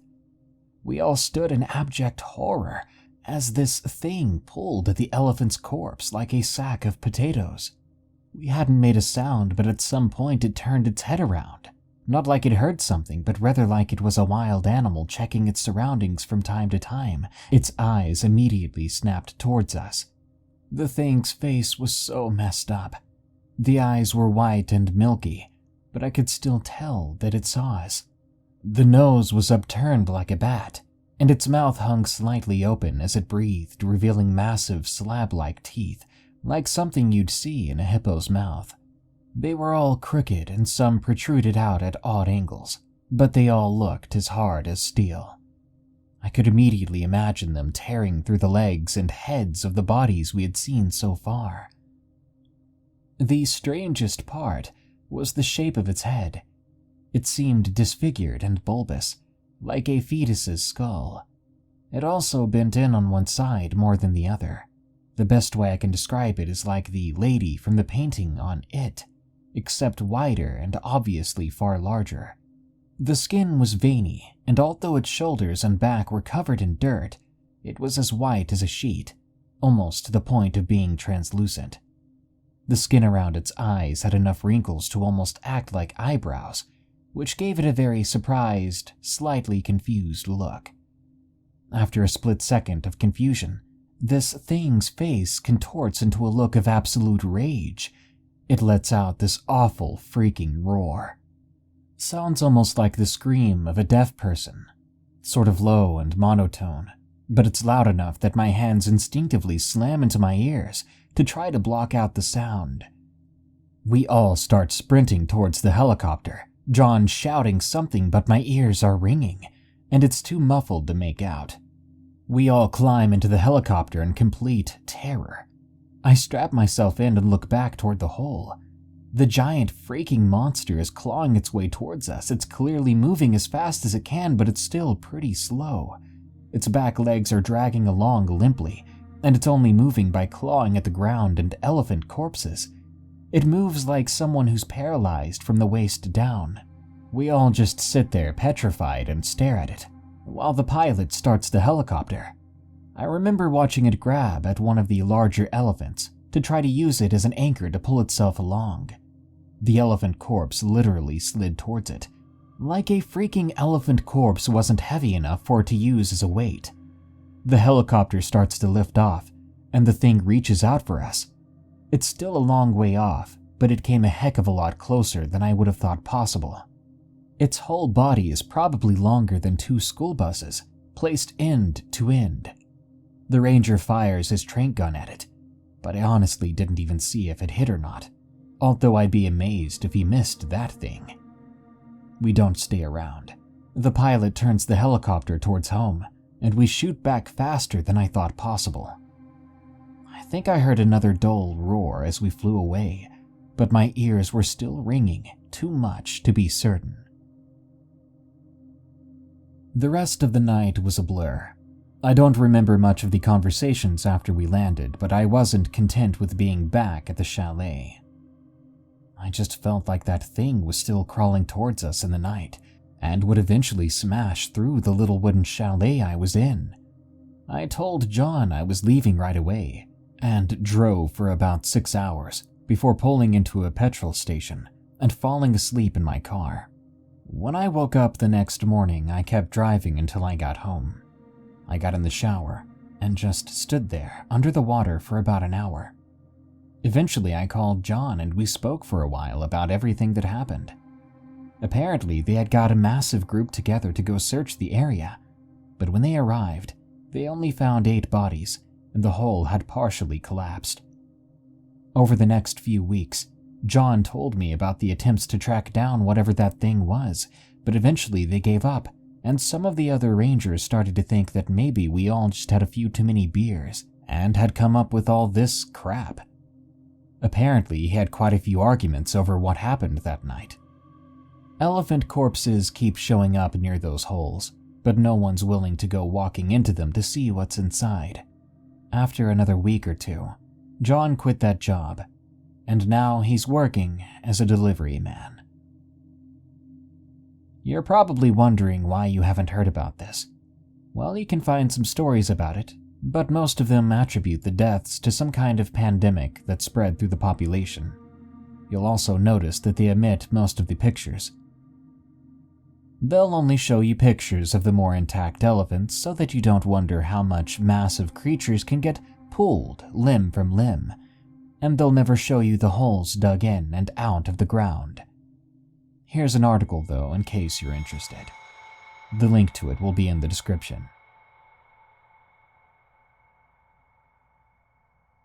The Heritage. My granddad told me stories once. Something terrified my mother's side for darn near 2 generations. Never hurt anyone, just really loved scaring the crap out of people and livestock. They lived at, well, what's now my granddad's. My granddad at the time was a young man. He was riding through the woods on little more than a horse and a buggy at night with my Uncle M. Comfy lantern, all that, just rolling along. They hear something moving behind the wagon. My uncle stops the wagon, and that something back there stops too. They look back. Whatever it is, it's outside the light. They don't see any eyes. They start moving again, and it starts moving too. They stop again, and it stops. They cock their shotguns. They start moving again, and it begins grinding and snapping its teeth back there. They hurry the horse back into the yard, and whatever it is stops at the tree line. This ties in a little later with one interesting detail, so bear with me. After that night, the animals start acting strange. They're out grazing during the day, free to roam. Around 3 p.m., they all as a group come back to near the house despite it not being feeding time, every day for months. They seem nervous. They don't lose weight though. They don't become unhealthy despite the stress. They just leave the woods at a certain time every day for no reason at all. It seemed everything cleared out of the woods. Livestock, deer, coyotes, foxes, rabbits, everything scrammed. Predator and prey fleeing together. The family, being country-strong rednecks, didn't give a dang. After months of this, Granddad, his cousins, and uncle go out coon hunting. Got the dogs with them, pretty big mutt breed, some kind of hounds. They're hunting for hours and don't find anything, dogs barking and sniffing around. Then, suddenly, the dogs stop and go full alert. The armed men stop and do the same, and the dogs suddenly just bolt. The men, deciding they're not going to one day be depicted as horror film characters, do the same. Then, they hear it behind them. Sounds like it's on 2 feet. It's not galloping, but running. They make it back to the house and run inside. "Ma, there's some weird crap going on out there." Silence.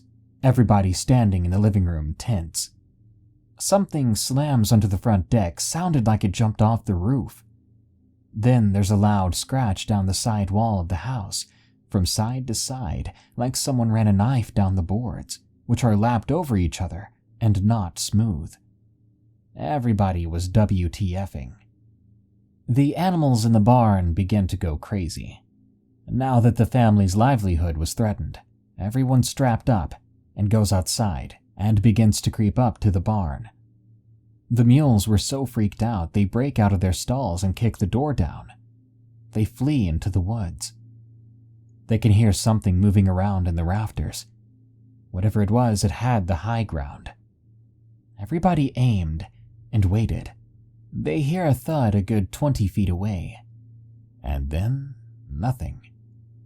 They go back inside, but don't really sleep. Daylight comes and they gather the scattered animals and investigate. They find a footprint. In my granddad's words, it was hooved like a cow but with claws like an eagle. There ain't no animal like it. It had 3 talons, too. Now, it never actually hurt anyone. Nothing happened after that night until years later. My mother was a preteen. Poor family, shared a bedroom with brother upstairs. They had a bed next to the open window because they didn't have AC and it was summertime. They were sleeping one night. Something leans in through the window and breathes in their faces. They screamed and ran downstairs like their lives depended on it. My grandmother, 5 minutes before this, was dreaming. A figure I don't recall her describing said, "Wake up. It's about to happen." She wakes up, grabs and holds the screaming kids when they make it to her. There was other little stuff around that time. The porch swing would swing when there was no wind and nobody had touched it. You might hear your name being called, but no one called you. Little things. Later on, that house got struck by lightning and burned down. They rebuilt to his current house, and that was the last of it. But then maybe it was just a tweak to the timeline to ensure something. Maybe those stories somehow came up in a conversation on a date between my parents. Maybe that terror strengthened my people's faith. Maybe. Or maybe it was just for me and what I came to know.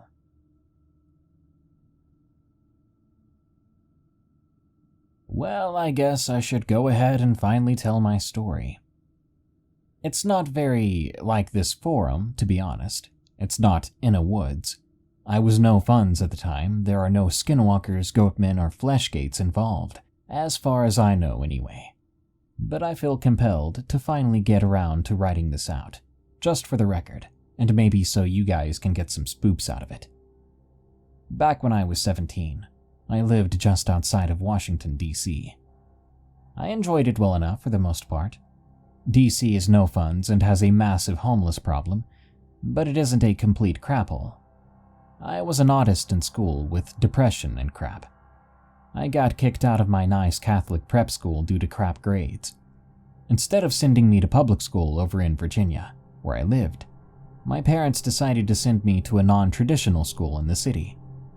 In addition to school, I had a job at a crappy movie theater in Rockville, which is just outside DC to the northwest.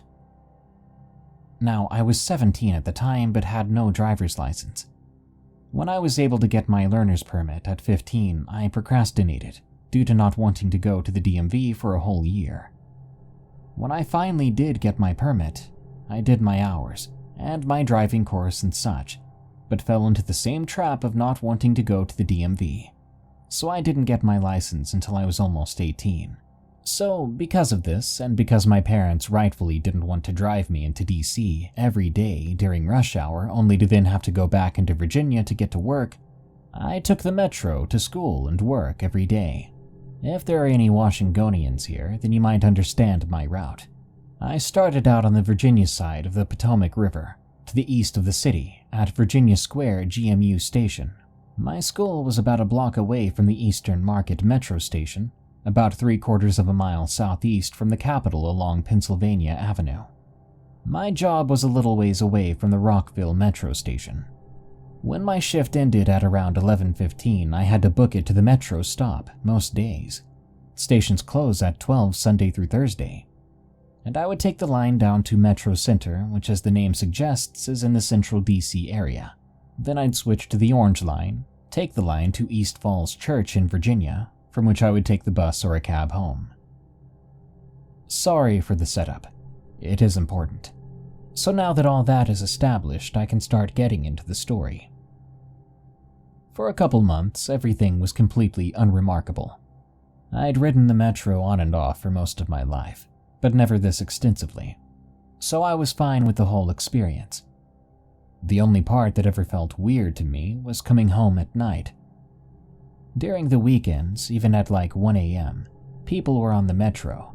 But during the week when I came home from work, it was very common for me to be the only person on the train, and sometimes even the only person in an entire station, though I wasn't really spooked by it, at least for a while. I always sat up at the front in the train.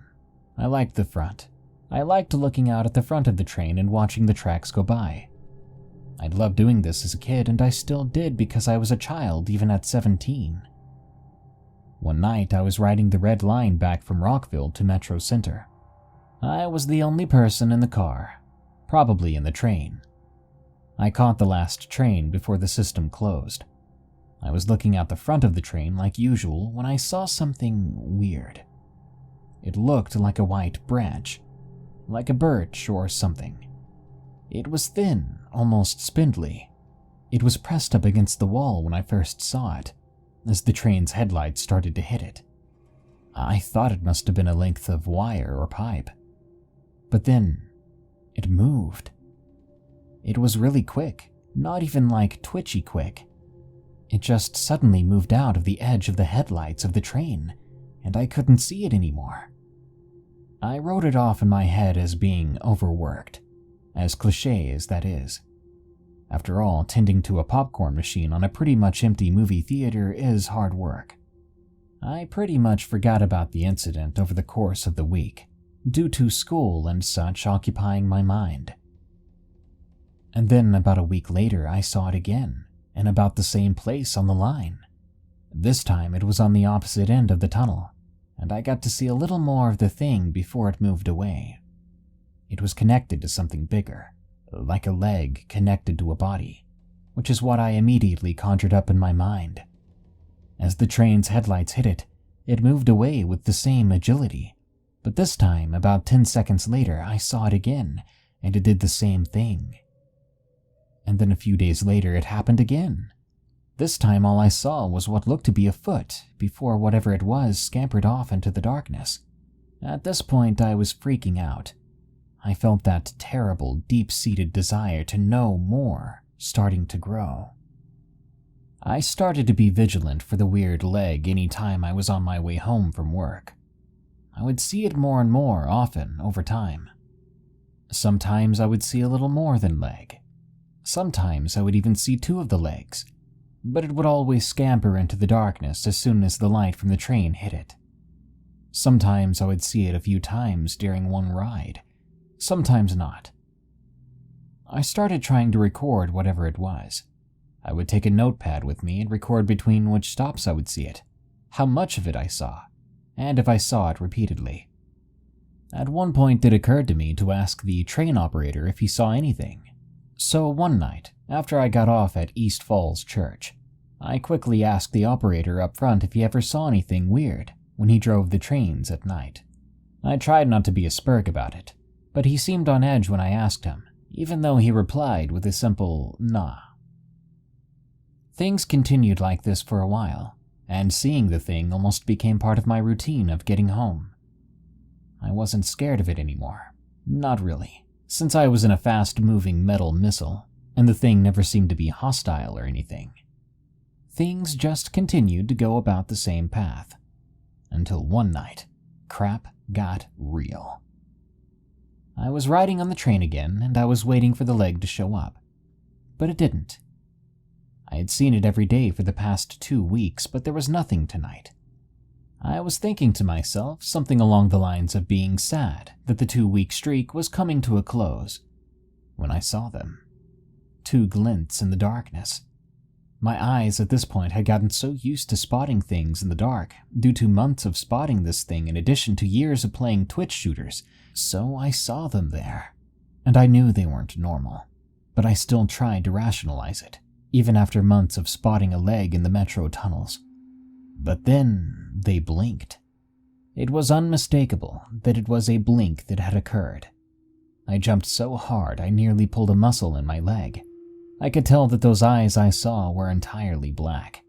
Black and beady, like the eyes of a rat. Suddenly, my fear for the thing in the dark was renewed. I was on edge for the rest of the ride to Metro Center. Though I still felt safe enough inside the train, I was realizing the gravity of the situation. There was something in the dark of the tunnels of the Metro, and it had taken enough of an interest in me to show up almost daily. That thought followed me to Metro Center. Ironically, I felt safer in the station than I did on the train, due to the simple fact I had never seen anything weird in the stations. I got to Metro Center, got off the train, and waited for the next one. It was then that I started hearing it. A soft pitter-patter, not unlike that of a rodent scurrying across a floor. I became on edge again. The noise started getting louder, and I started to crap myself more. There came a point when it actually began to sound like human footsteps. I said screw it to myself and turned around toward the tunnel where my train had come from. I shouldn't have. It was there. Not just a leg or eyes, the thing in its entirety, and it wasn't in the tunnel anymore. It was on the platform with me. That thing is something I will never forget. It was like a person, but warped to the point where almost all traces of humanity were gone. It was thin, horribly thin, emaciated. I could see how its pallid gray flesh wrapped around its bones, not even covering the holes in some of its leg and arm bones. It was hunched over, not on all fours, but hunched over like an elderly person, with its legs crumpled down and its arms held in front of its chest, like how a prairie dog holds its arms when it stands up. Its head was completely hairless and was hung down so I couldn't make out its face. I opened my mouth to scream, but I just whimpered like a baby. I shouldn't have done that. I think I provoked it. It began to move towards me with a horrible gait. It stayed in its hunched over position, low to the ground, but its legs extended out, and it took long strides forward, like crouch walking. Its legs wobbled and twitched with each step towards me. It was obvious this thing wasn't used to walking like this, that it was better suited to crawling along the walls. As it came closer, I started to smell it. It had that pungent, rancid odor of trash in the city. My eyes began to water as it got closer. Speaking of which, it was closing the gap fast. When I first turned around, there must have been about 150 feet between us, but within 5 or 6 steps it was only about half that distance away.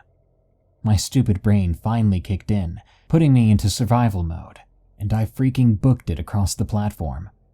My stupid idea was to try and outrun it to the end of the platform, then jump across the tracks to the other platform, and keep running out towards the surface. My plan got about 1/4 done when I realized it wasn't going to work, because that's when the thing stretched out. I looked over my shoulder and crapped myself again. The thing was now standing on its legs and it had its arms out. I don't know how I managed to only see as much as I did in the tunnel, but what I saw in there wasn't accurately representing the whole thing. It must have been 15 feet tall at least. Its torso was thinner than its femur. Its arms came down to its shins as it let them drag along, and then there was its face. Its face looked like that of a starving man, with sallow skin tightly wrapping its cheekbones like a corset. Its eye sockets were far too big for its beady little eyes, with the top of the socket jutting out a good 2 inches beyond where the eye ended, and the mouth was a gaping hole with no jaw to be seen. This thing had reached its full height, and I had just about made peace with my death when some beautiful mofo honked the horn on his train that was coming in downstairs to signify to no one that no one could get on. I don't know why, but that horn caused the monstrosity in front of me to reel backwards and let out the most horrible sound I've ever heard before going on all fours and scuttling back into the tunnel. I took a cab home that night, and then pretty much every night for the rest of the year. I haven't gone on the metro there since. I've moved farther into Virginia, so I haven't been around Washington.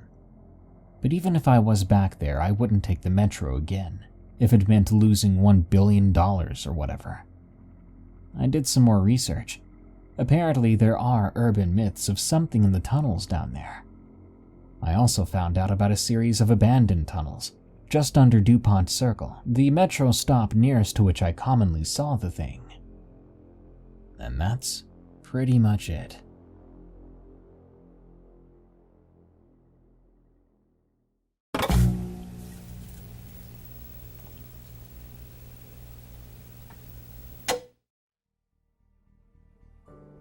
The delivery. Posted on December 29th, 2014. Location: Washington, D.C. I'm 21 and a college senior from Connecticut. While I live in a semi-rural area, about 20 minutes to the closest supermarket and fast food, I go to school in Washington, D.C. Not the nice part either. The part where substance users are a problem and cops are reassuring rather than troublesome. I've definitely seen some things in my day. It would be good to mention here that I'm not some glandular freak. I'm 6'1" and 240 pounds. Most of it muscle, but Lord knows I could drop 15 pounds or so. I love to smoke, drink, and eat. Sue me. Being the good student that I am, I picked a real major, accounting, and I interned for a mid-sized PR firm doing accounting work and getting paid $20 an hour. College is expensive, so I deliver pizzas at night after the office closes. It's a cheap sort of pizza place that has an absurdly large delivery radius and is around 20 minutes from my house, 5 minutes from the beach. My place is north of there, and we deliver probably another 15 minutes past my house. I'm actually typing this at work in between examining the fine print on our client contracts to ensure that we are charging them every penny. Believe me, they do everything they can to short us. Anyway, basically, the further north you go from the pizza place, the more countryside it gets. I work until close, and this happened at around 9:45 p.m. I'm in the back, folding pizza boxes like a good little boy. The counter girl comes back with a delivery slip. She tells me this customer sounded weird on the phone, kind of like he was talking through a fan or through his hands, and that he was kind of gurgling. My Washington, D.C. experience instantly makes me think of some user, if you catch my drift. Although around here it's way more likely to be some benzo freak. Automatically assuming some weird interaction will occur, I look at the address. It's basically in the middle of nowhere. I'm a little mad, because I don't want to drive that far, but screw it. Not to mention, it's the weirdest ticket I've ever seen. The guy ordered a large pizza with anchovies, ground beef, ham, sausage, pepperoni, etc. Literally $15 worth of extras on top of his pizza. I go to ask the counter girl if this is right. She says she thinks so. She couldn't really make it out though, so she said she did her best.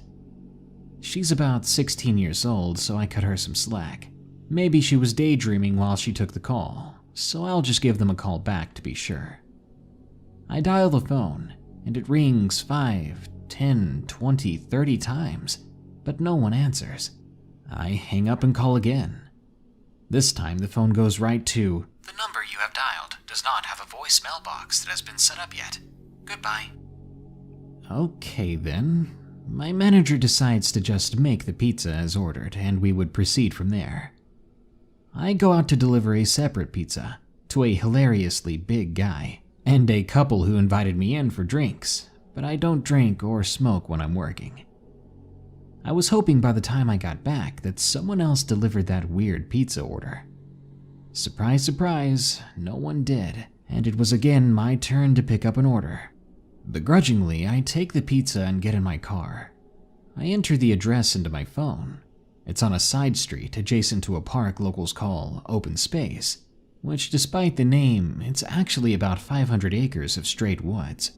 It's about 25 minutes away, basically the edge of our range. I put on some dubstep and crank my turbo subby while taking off out towards this road. Now, if you're not from a rural area, this can be hard to explain. Winter in the woods is scary. There's never a single sound, ever. Unless there's something larger than a cat walking around. It's just you and complete silence. Finally, I make it to the address. There are a few houses on the street, but they sit on probably 5 acres, so they're spaced out a fair amount. I'm looking for number 1134. I pass 1130, then a long stretch of road of nothing. Then it picks up again at 1144. What the heck? I just want to get this over with and get the next delivery without getting attacked by some pillhead over something as small as a pizza. I try calling their number again. It rings and rings, then stops ringing. Wait a minute. Someone picked up. But there's no voice. Instead, I hear a buzzing or humming sound. It's hooked up to my car stereo and it's getting louder and louder until I just hang up because I don't want to ruin my speakers. The windows are fogging up at this point. I'm pulled over between 2 of these houses.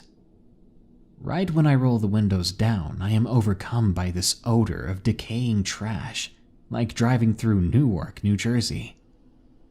It's so gross, I put the car in first and I start pulling towards the next house, trying to escape it. At the end of the driveway, there's a stanchion with a light on top. The plan was to pull into this house and knock and ask if maybe they gave me the wrong number over the phone. That would make sense for these kinds of people. I'm probably 100 feet away when I see someone step out of the darkness and into the light at the bottom of the driveway. I sigh. Thank goodness, it's the guy that ordered. I'm expecting the guy to be all over the place, leaning over, acting completely out of his mind. But he's actually pretty calm. I stop the car about 10 feet away from him. He's wearing a big black coat that looks 3 times too big for him, even though he's probably got 5 inches on me. I don't look right at him at first. I grab the pizza and step out of the car. Then I grab the ticket and prepare change if he gives cash. I say to him, "Hey sir, sorry about the wait and for all the calls I made. The delivery's pretty far." There's no response from him. I realize I should be watching him considering the red flags.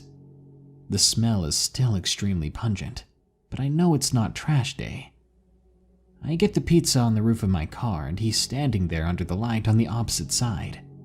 I finally pay enough attention to get a good look at him. The guy is basically giant. He's wearing no shoes and he has ripped up jeans and there's stains everywhere. I try to get a look at his face, and his eyes seem to be sunken in. I can't even see the actual pupils with the light. From here, it's like they're black craters. I'm getting real sketched out at this point because the guy still hasn't moved or said a word. I stop the process and stare at him. He's staring right back at me with those freaky eyes. His head is sort of bobbing side to side, but not in any fluid sense at all. Kind of like a car door, like how it stops at halfway open, and then you give it another shove and it stops at the all-the-way point. I watch his head do this with no real pattern for about 10 seconds. I'm starting to get more uneasy between the stench in this head movement and the eyes, and him still completely ignoring me. I stand frozen, and so does he. Without breaking eye contact, I take my phone out of my pocket and hold it level with the roof so I can look at the guy and my phone at the same time. Curiosity overflowing, I decide to go to the recent calls on my phone, and I redial his number. The phone starts ringing, but I don't hear it anywhere. Wait a second. I do hear it. It's coming out of the quiet of the woods. I can hear a faint, distant cell phone ringing about 50 yards away in the woods. I'm kicking myself at this point, almost soiling myself. The guy is just standing there still, doing the head thing, but I swear to God I see him smile. Finally, I get the courage to speak. Can you please come get this? Also, I think you may have dropped your phone when you were hiding a body or whatever in the woods. I laugh nervously, still thinking maybe this guy just dug too deep into the prescription bottle. I see his mouth open, head still bobbing, feet planted on the ground. He makes a sort of low, guttural, quick grunt, then a high grunt, then a low grunt. They are sort of soft, kind of like someone clearing their throat. At this point, I'm ready to book it to the driver's seat if I have to. Just as I go to redial that phone again, I hear him talking. The phone's not mine.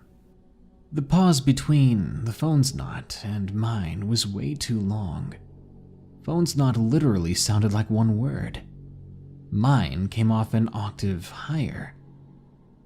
My mind is in DEFCON 5, full-on panic attack. My knees are weak, and I'm literally about to pass out. I push the pizza to the far side of the roof away from me. I finally muster out, "Sir, you're freaking me out. I have a 45 and less than $20 on me. Just take this so I can leave." When I say this, his head bobbing stops. His eyes are dark and burning a hole through me. He opens his mouth again. It was his. "What?" I ask, stunned. It was his. The phone was his. The guy starts coming towards my car. Not a step, but like one huge muscle spasm that propels him forward. The phone was his. He repeats. I'm on the verge of tears at this point. The guy jerk jumps again, now closer to the car. The phone is not his anymore. I blubber wordlessly, then gather myself and scream. "I'm gonna call the cops, man, if you don't get out of here." I see this guy smile that creepy smile, and without moving his mouth, I hear him say in a completely different voice, a voice I've never heard before. "Go away! Stop following me! I will call the police!" In another big jerky motion, the thing reaches forward, takes the pizza off the car, and places a couple of round things that I later identify as quarters on the roof. They're surrounded by this dark liquid that spreads over the roof. I don't even think, just get in the car and peel out down the road. I leave the hot sleeve for the pizza too. Leave everything. Don't even close the door all the way. I get down the road, going about 80 for a quarter mile, then pull a U-turn because I don't want to get even more lost with that psycho out there. I whip down the road past the place where he had just been, and he's gone. I finally get to the end of the road, and there's a stop sign to merge with the main road.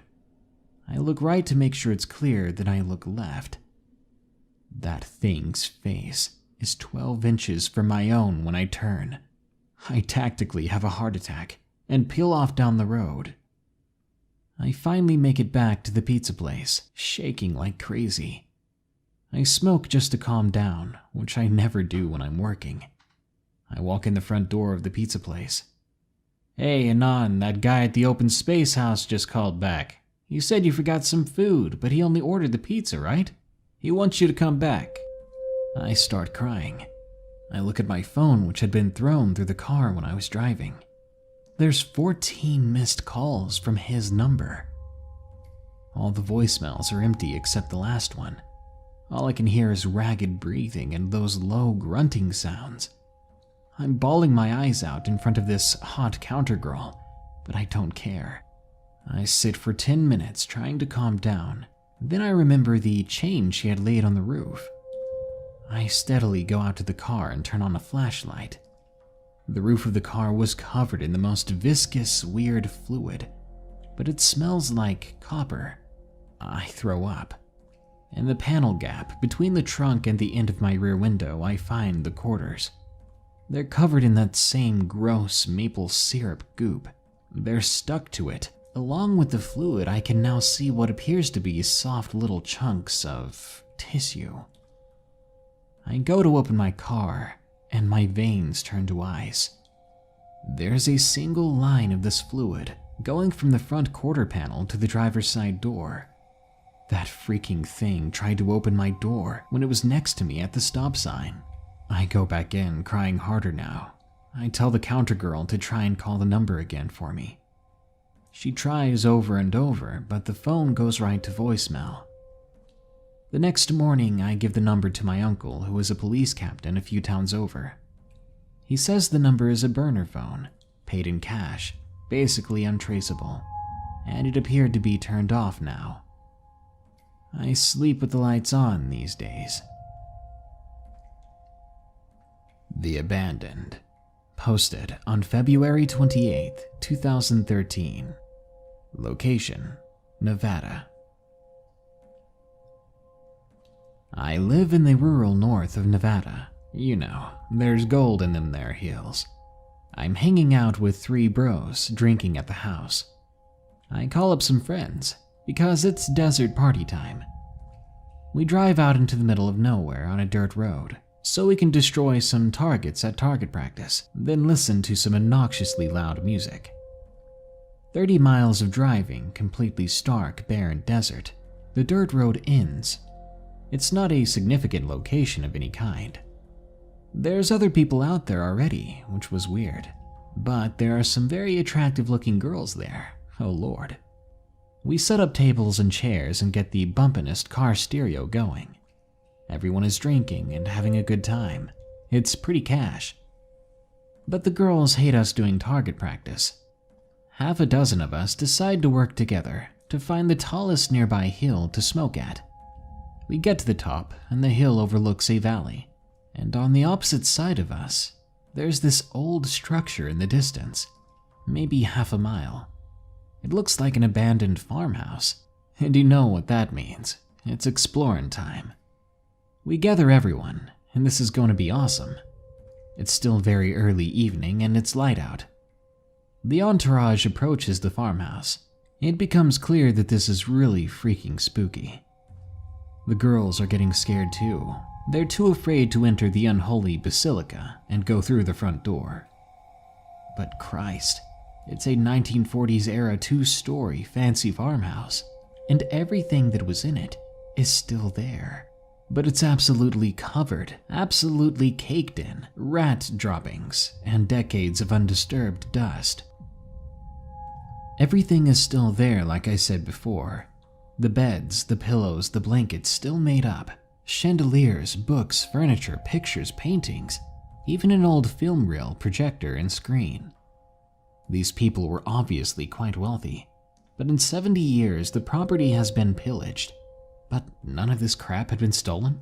None of it sold at auction, destroyed, or recovered by friends or relatives? There's this old school mint green refrigerator with the door open, desiccated, moldified, ancient food remaining in there. None of this is right. Not right at all. How did this happen? Why did it happen? Even I'm getting really creeped out. The wardrobes are filled with WW2 era looking clothing. Now truthfully, I don't know the significance of the farmhouse with this story overall. The thing is, I felt like the farmhouse was a very bad place for reasons that I did not understand. I mean, nothing bad happened at the farmhouse. It was just a little odd. The more absurd and terrifying stuff went down that night, just a little while after the farmhouse. But it all began here. I went from drinking and having a good time to freaking out. The sun was starting to go down, so we needed to get back to the party camp. It was barbecue time anyway, time to whip up some burgers and steaks on the grill. It was delicious, to be honest. My friend Dan lived down the street from me our whole lives. Essentially, we have known each other since elementary school. Dan is fat and funny and very tolerable. He comes up to me and quietly says that he just wants to go home. I try to get him to tell me what's up, but he doesn't give me a straight answer. I'm sure he was just spooked by the farmhouse like I was, but I'm back to having a good time, so I ignore him. Today was a good day after all. I brought lots of cut wood, and bro number 2 and I get the bonfire going. The light of the bonfire illuminates someone walking towards us, way out in the desert. They aren't even walking along the direction of the road. Everyone essentially is freaking out again, turning the music off and scrambling, thinking it's some freak or even worse, a cop. It's just some guy in a hoodie though. But he's walking in the middle of the pitch black desert. Somewhat confused in light of the strange circumstances, we are relieved that it's just some relatively friendly looking guy about our age, maybe no older than 20. We tell him that he scared the living daylights out of us, and asked what he was doing out here.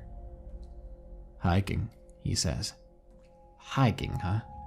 Do you know how creepy that is, man? Someone says, referencing the fact that he was walking around randomly in the deserted plains, in the dark and by himself. Yeah, he's the creepster, someone said. We made several jokes calling him the creepster, but he seemed like a quiet and good-natured fellow, and even laughed with us. We asked him to hang out with us and grabbed him a drink. He had a sort of strange mannerism about him, and he had a scar on his upper lip, like a cleft lip scar or something. I soon noticed that the whole time this hoodie guy is acting strange, like he was waiting at the DMV or sitting in a dentist's office waiting for something to happen. I don't know how else to describe it. I remember thinking that he's probably just awkward. It starts to sink in for me maybe 20 minutes later that something incredibly wrong is going on, and I'm beginning to panic. I'm beginning to pack my stuff away. It's past midnight and some people have already left anyway. I tell bro number 2 that we're about to take off and that we should smoke before we hit the road.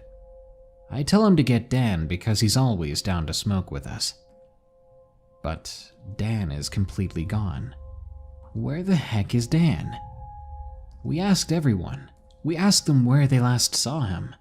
We walk around the area with flashlights, thinking that he just slipped away to call his mom, or he peed himself, or he was doing his business out in the desert.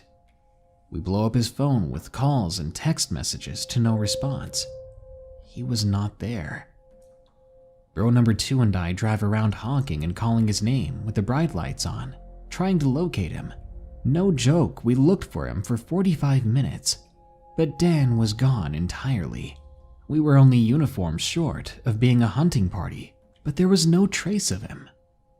We were hoping, praying that Dan was serious about going home and getting a ride with one of the guys who left earlier. Now we really needed to leave, but the least we could do was drop by his house to see if he was there. For some reason, as everyone's leaving, all the other folks assumed that we were going to take care of the hoodie guy.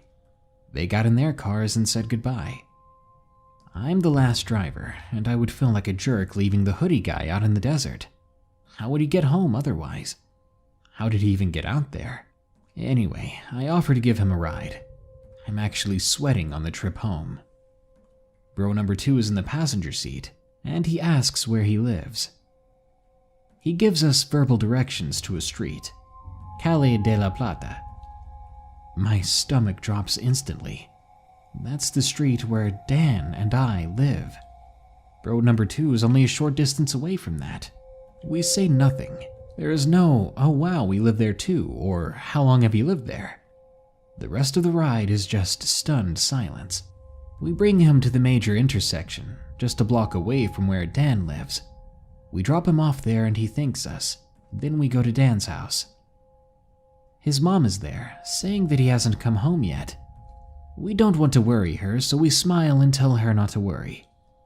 He must have gone off to party with some other troop. I call Dan in the morning. I think it was one of the most emotional conversations I've ever had in my life. I was literally in tears, happy to see him. Then I got a load of Dan's story. His story goes as follows. He watched us leave the party camp last night. He said goodbye to us. He said that we left abruptly with the hoodie guy. Dan, I said, where were you last night? You were gone for at least 2 hours, and we spent the first of those hours looking in the desert for you. He said to me that he was there the whole time. No, you weren't, Dan, I reminded him. You freaking weren't. You did go take a crap or something for 2 hours somewhere, didn't you? No, he said. I was there the whole time. Completely without words, I spend a lot of time just sitting in a chair thinking over what happened. Then I get a call from bro number 2, who has a much worse story.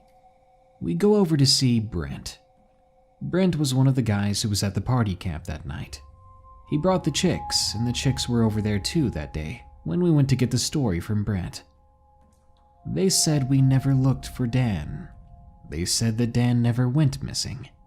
He had been there the whole time, and we left before he did. They say that we arrived to the camp with the hoodie guy, and that he was with us in our car when we got there. I'm trying to calm down and explain to them that that is impossible. We had arrived with Dan. Why did you call him the creepster then? I asked her. I don't know, he was just really quiet and had that weird scar. No, that's impossible, I said. We all saw him and were creeped out by him coming right out of the desert like that. He walked out of the darkness. That's why you called him creepster in the first place. Bro number 2 and I are yelling at the top of our lungs. They don't seem to understand what we are so upset about. They keep telling us to calm down. They don't remember how strange it was that he was in the middle of the desert. Because he came with us, supposedly. Dan does not really ever hang out with us anymore. He was always a fun guy to be around. But his mom says he's going through some personal things. But since March 2012, he doesn't really even talk to me or bro number 2. Sometimes I wonder if my friends have some sort of amnesia or collective block. Sometimes I wonder what happened to Dan when he was gone for 2 hours. Sometimes I wonder if the hoodie guy was even a freaking human being. The Sleepover. Posted on April 21st, 2013. Location: California. I've never shared this story before, and after this I don't really intend to again. This thread has really kept me good company as I've drifted in and out with this pounding migraine. I don't really like talking about this time in my life, but I want to contribute. When I was 10 to 12, I lived with my mother. We were below poverty level poor. We lived up in the mountains around Santa Cruz, California, and my mother had a friend that owned a large bit of property up there. He let us stay in a trailer. Our trailer was very small and was right beside a garden. A chain link fence ran around the garden to keep the dog the owner had out, along with other animals. Deer and things were very common in that area. Also, inside the fence was a single room. It was built like a tiny house, but it was only a single room inside. This room had electricity, and since our trailer didn't, I spent a lot of my time in there, especially as I was so into video games.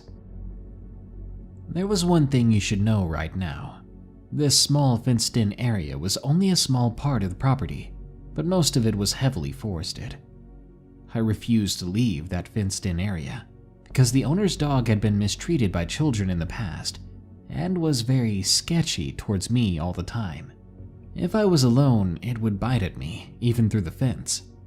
The fence was tall, at least 7 feet high, and wasn't movable though, so as long as the gate was closed, I was safe. Besides the trailer in that small little room, there was no one else and nothing else for miles. Now I tell you all this because I think it's important you understand what kind of scene this was before I really get into it. Now then, I brought friends up there to sleep over from time to time. We all thought it was pretty cool, you know, like camping out. Besides, we would get our own room to stay in to play video games all night long. It was like a dream come true, to me anyway. There was one downside though. When it got dark out, it got really dark out. No city around, and the trailer would not light up. There was no bathroom to use in the room, and you would have to walk through the garden in order to get to the trailer to use it. Odd things happened out there from time to time. It was always something that could be somewhat easily explained away. Noises like people working at night sometimes. Or once me and my friend were sitting out in the garden, and we saw a shadow as big as a small bear bound up a tree. But the tree didn't shake like there was weight on it. That mean dog also creeped me out. But you know, angry dog, I was a kid, it happens. Now I am a scaredy cat. I always have been. I have trouble walking through the house if I'm alone. My friends, however, tend to be more outgoing than me, just the kinds of people I get along with. On this occasion, I had a friend over named Jacob. We were staying up all night playing Sonic the Hedgehog 3. It was on my Sega Genesis on an old ratty television. We started playing as the sun went down, and by the time we were finishing up the game, it was about 2 a.m. That's when we heard it. We turned off the game getting ready to find something else to play. There was a rumbling in the woods behind the room we were in, like someone was rolling something really heavy around. We hadn't heard it before because the noise from what we were playing was quite loud. Immediately, I had goosebumps. Jacob wasn't really worried about it, but it's not like there was someone else's house or yard right over there. It was just forest for miles. Yet it sounded like someone was constructing something, dragging or rolling something really big. Eventually, Jacob convinced me to just play more games and ignore it. I agreed on the condition that we turn the volume down so we could hear if something else happened. We started playing, and I didn't even notice the noise stop because I was getting so engrossed. A couple of hours later, Jacob said he needed to use the bathroom. I was feeling fine by then, so I was fine when he left to the trailer to relieve himself. He was taking a while, so eventually I decided I was going to go check on him. Besides, I could use the bathroom myself and grab a snack while I was at it. I opened the door to leave, and he was just standing at the doorway right there, right outside the door facing it. It scared the crap out of me. I asked him what he was doing, and he just continued to stand there, blocking the exit. I realized he must have snuck up to the door because I could hear him walk away from the room, but I hadn't heard him walk back up to it like this. It was super quiet. I should have been able to hear him do that. He refused to say anything or respond to me, still just standing there. I told him he was really creeping me out, but it wasn't like him to try and scare me like this. Finally, I decided to just go to the trailer and use the bathroom myself, partially because I knew my mother was asleep in there. I told him what I was doing and then moved past him. When I moved past him, though, I had to push him out of my way a little, and his skin felt frozen, like ice cold to the touch. I jumped back a little. But it was a cold night, I told myself, and he had been standing out there for like half an hour. So I figured that was to be expected. I walked as quickly as I could over to the trailer, and he followed me, like right on my tail. It was unnerving. I joked a little, saying that he already surprised me by scaring me at the door, and that the joke was over. Finally, I made it to the trailer and walked in. He didn't follow, just stayed at that doorway as well. I checked on my mom, who was still sleeping, then turned to go to the bathroom. Now, it being a porta potty, we keep the bathroom door shut because, well, it smells bad. When I reach for the door and try to open it, though, it's locked. A nervous, familiar voice came from behind the door. I'm in here. I quickly turned to look at Jacob, but the door was still open and there was nothing there but pitch black night. I freeze in terror. I would have saw him, heard him go to the bathroom door and open it, if he had come in from behind me. There's no way to do it quietly out here. The trailer creaks like crazy. I yelped so loudly that my mom woke up. I stared at the doorway, unable to move a muscle. She got up, walked over there, and looked out. Not seeing anything, she closed the door and asked me what was wrong. By now, Jacob was coming out of the bathroom and acting perfectly normal, but a bit confused. I explained what I'd experienced. Jacob said that he had been taking a while in the bathroom, and that's why he'd been gone so long. Neither of them believed my story at all, no matter how much I insisted. My mom was sure that I was just sleepy and imagined it, and Jacob thought I was pranking him. So my mom gets out a big flashlight and walks us back to the room. She tells us to just go to bed, then leaves and goes back to bed herself. Now, this room doesn't have any windows or anything, so after a while I calmed down a bit. I'm telling myself that my mom was right. I must have had like a waking dream or something. Jacob insists he was in the bathroom the whole time, and I'm inclined to believe him, because it doesn't make sense otherwise. So I settle down. I'm a little rattled, but I'm thinking I can just sleep it off. Suddenly, that dog beyond the fence goes nuts. He's right behind us. The room is up against the fence, so the dog must have been like right behind the room on the other side. I felt like I jumped so high I was surprised I didn't hit the roof. Jacob's laughing at me. That dog must be barking at a squirrel or something. Calm down. It keeps barking like that for a long time though, before it suddenly stops and gets replaced by whimpering. Then the dog runs away. There are about 45 seconds of silence before we hear something new. A small scratching sound on the back wall of the room. We both try to be as silent as we can, listening. Eventually it stops.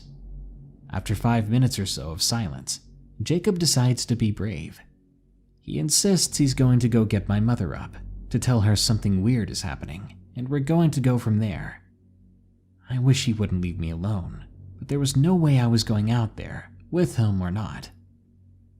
He arms himself as best he can, with a tennis racket. Then he takes a couple deep breaths and opens the door, dashing out. I close it as quickly as he leaves. In less than 30 seconds, I hear someone scream. Not long after, the door flies open and he comes back in looking pale as a ghost. He's breathing like he just ran a marathon. His eyes are as big as dinner plates. I ask what's going on like 4 times before he finally starts getting words out. He tells me he walked out there, and as he was walking through the garden as quick as he could, he saw my mom, just standing there. He tried to talk to her, but she stared at him with a blank expression. Getting super creeped out because of what happened to me earlier, he took a couple more steps towards her, telling her that he thought that something was in the woods. Suddenly, her face turned to an awkward smile. Then he realized something horrible. He hadn't noticed sooner because of the darkness and how much of a hurry he had been in. She was on the other side of the fence. Now, the door to this room does not lock, and as I explained earlier, this room had no windows. He had been trying to move stuff in front of the door as he told this story, and by the end I was helping him. In retrospect, whatever was harassing us seemed to be averse to actually entering the room or trailer, because the Jacob one didn't come in either time, even though he should have been able to, and this room was not at all sturdy. Either way, we stacked everything we could against that door, thinking somehow that like cartoons this would definitely keep that monster out. For the rest of the night, we heard scratching coming from all around the room. I cried. Jacob looked like his mind had left his body with fear. At one point, I swear I heard it speak too. I heard it from right next to where I was resting against the wall, and it was in my mother's voice, quietly. The same exact phrasing and intonation she had used earlier in the night. What's wrong? Go to sleep. The sun came up eventually, and the scratching ended. We heard my mom exit the trailer and come up to the door. This time we actually heard those footsteps. We absolutely refused to leave the room though. My mom had to go get the property owner and have him take the door off. When we saw that it was actually her, I burst into tears again. We never had any experiences like these again, and we eventually moved away. But that night, it still haunts me. I refuse to go out at night unless I'm with a bunch of people, and I will never live in the woods again. The Woods. Posted on March 3rd, 2013. Location, Missouri. I'm a chemical guy. We all go in the middle of the woods to do training. This happened during an FTX out in the woods, next to a ridge and a large stream bed. Every night there is a roaming guard of 2 privates. We have our little blank adapters, and we just roam around, making sure no one's up to no good. This happened one night when me and a buddy of mine are posted on a couple of stumps by one of the light systems that they drag out there. It's about 0300.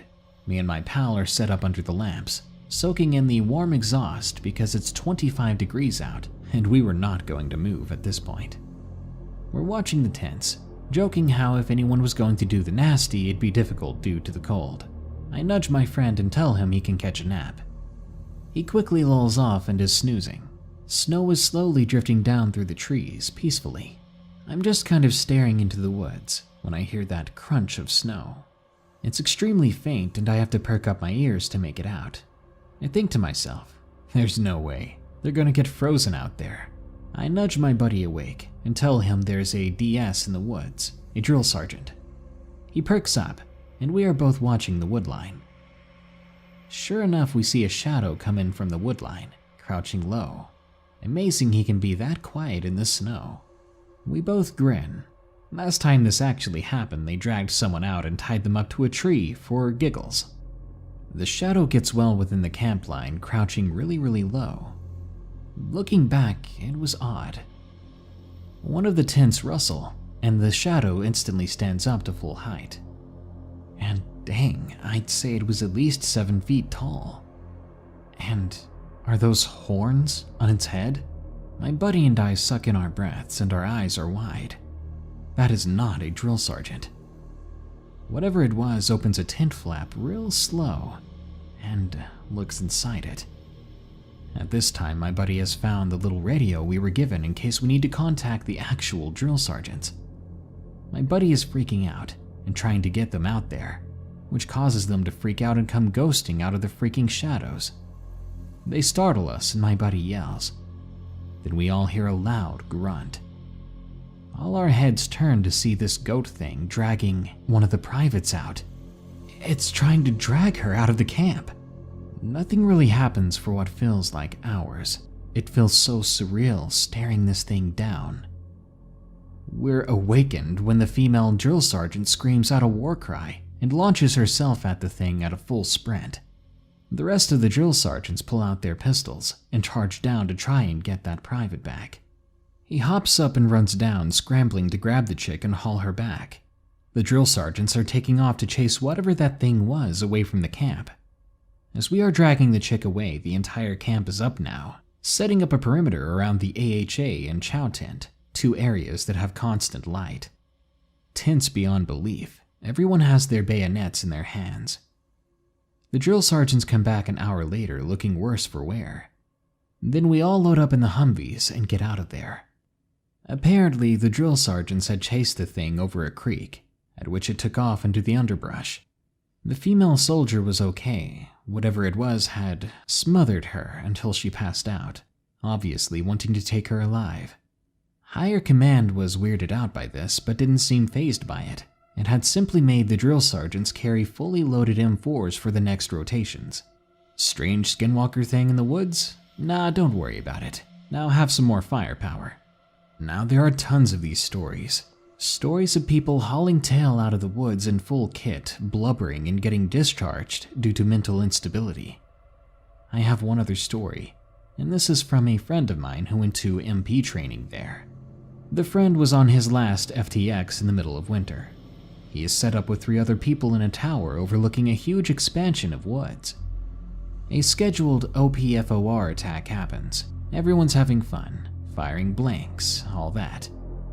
Suddenly, a couple of dudes come barreling out of the woods carrying a guy who has a freaking tree branch lodged into his thigh.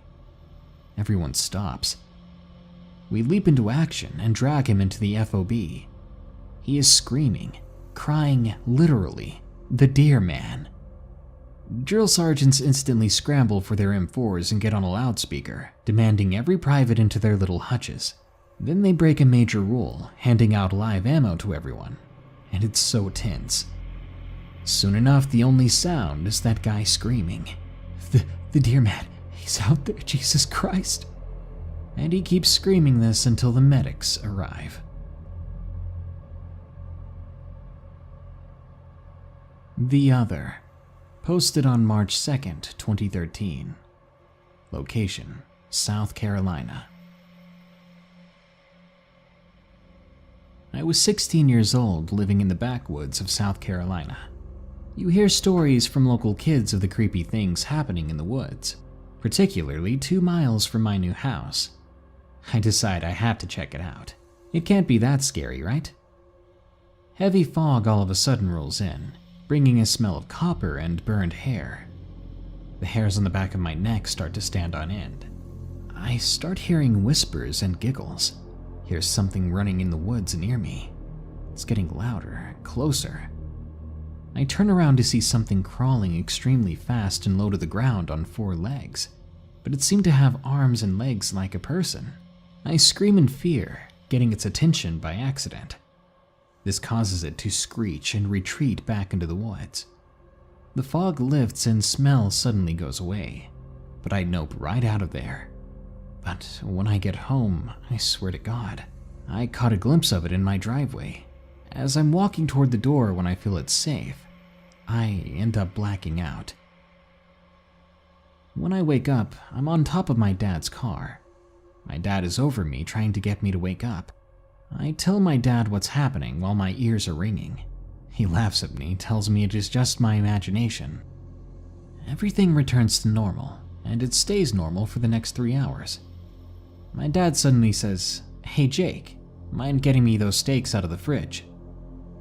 I look at him and say, "Why did you call me Jake, Dad?" "Because my name has never been Jake." He suddenly looks at me full of hatred. I shut up and give him the steaks anyway.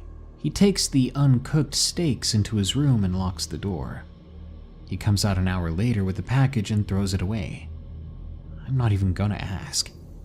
Around 11 p.m. he tells me to go to bed, which is odd because it's Friday, and he doesn't usually care if I stay up. But I do as I'm told and go into my room. At around 3:15, my door opens. It's my dad. I don't say anything and I pretend to sleep. But that smell of copper returns to the air, and it makes me sick to my stomach. He sits on the edge of my bed and just stares at me. It lasts for several minutes. He then mumbles something under his breath. It was in a voice that I didn't recognize. My veins froze and I just laid there. When he got up and left, my heart sank. I just laid awake until morning. The next morning I woke up and my dad is asleep on his lazy boy. He's got some red coming from his nose. I wake him up and I'm still spooked about the other day. I ask him about his nose and he has no idea where it came from. "Maybe it's just random," he said. I ask him about the night before and he has no idea what I'm talking about. He doesn't even remember waking me up. My heart sinks again. When he states that it was still Friday, I know for a fact that it's Saturday, but he argues with me until I show him my phone. When I see his face, I know that we're both freaked out. I've never ventured out into the woods since then, and nothing strange has happened. But sometimes I will hear the front door open and close a few times during the night.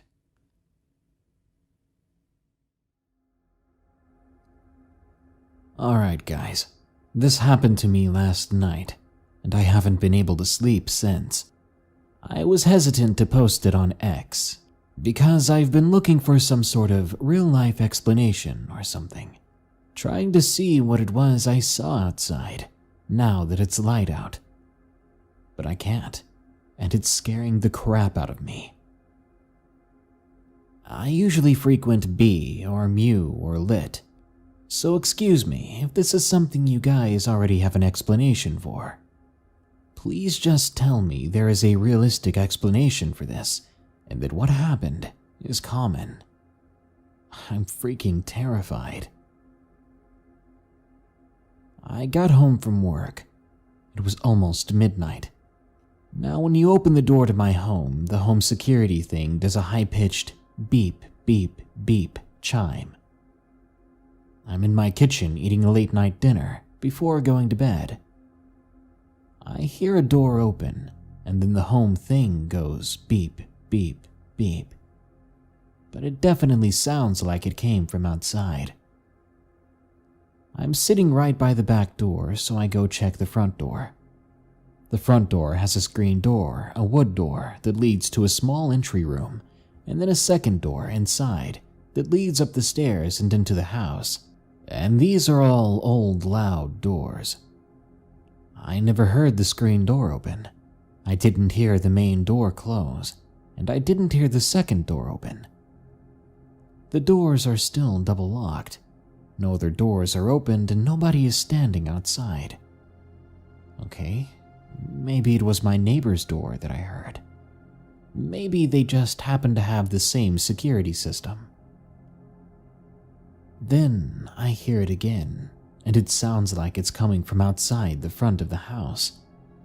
I look out the window. It looks like a deer is crawling on the yard with its belly to the ground. Weird. But then, the thing stands up on its back legs. It makes the door opening beeping sound with its head raised up in the air, This is not a deer. It looks like some guy with deer legs, but it's too dark to see anything beyond that. I'm home. What in the world? It does it again. I'm home. Sounds like a dog barking "I'm home" while trying to vomit. It starts to gallop away across the street, making that beep, beep, beep. Then it starts shaking. It's raining out at the time. I can see the thing open its mouth and hold its head up again. Then the thing starts digging furiously at the grass across the road with its front arms, legs, or whatever they are. It puts its head near the hole it made, like it's looking inside. Then it continues on down the street. Beep, beep, beep. I'm home.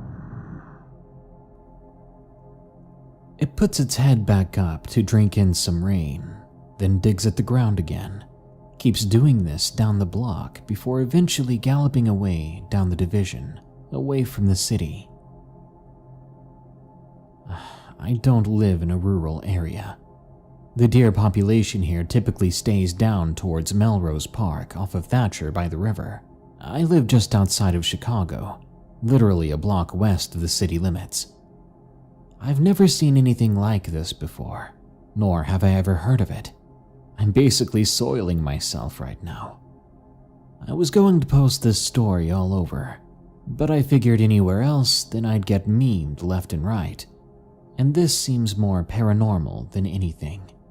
I've been Googling similar things trying to find some sort of typical scientific explanation for it, but I can't even find a similar story.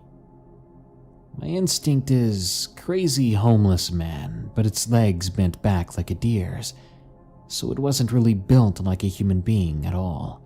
And it wasn't wearing clothes. It looked like it had a full body of fur. I wasn't on any sort of substance. I wasn't that tired, so I know I was 100% aware and lucid. I'm freaking terrified. If I can't find a good explanation to this, it's going to drive me insane.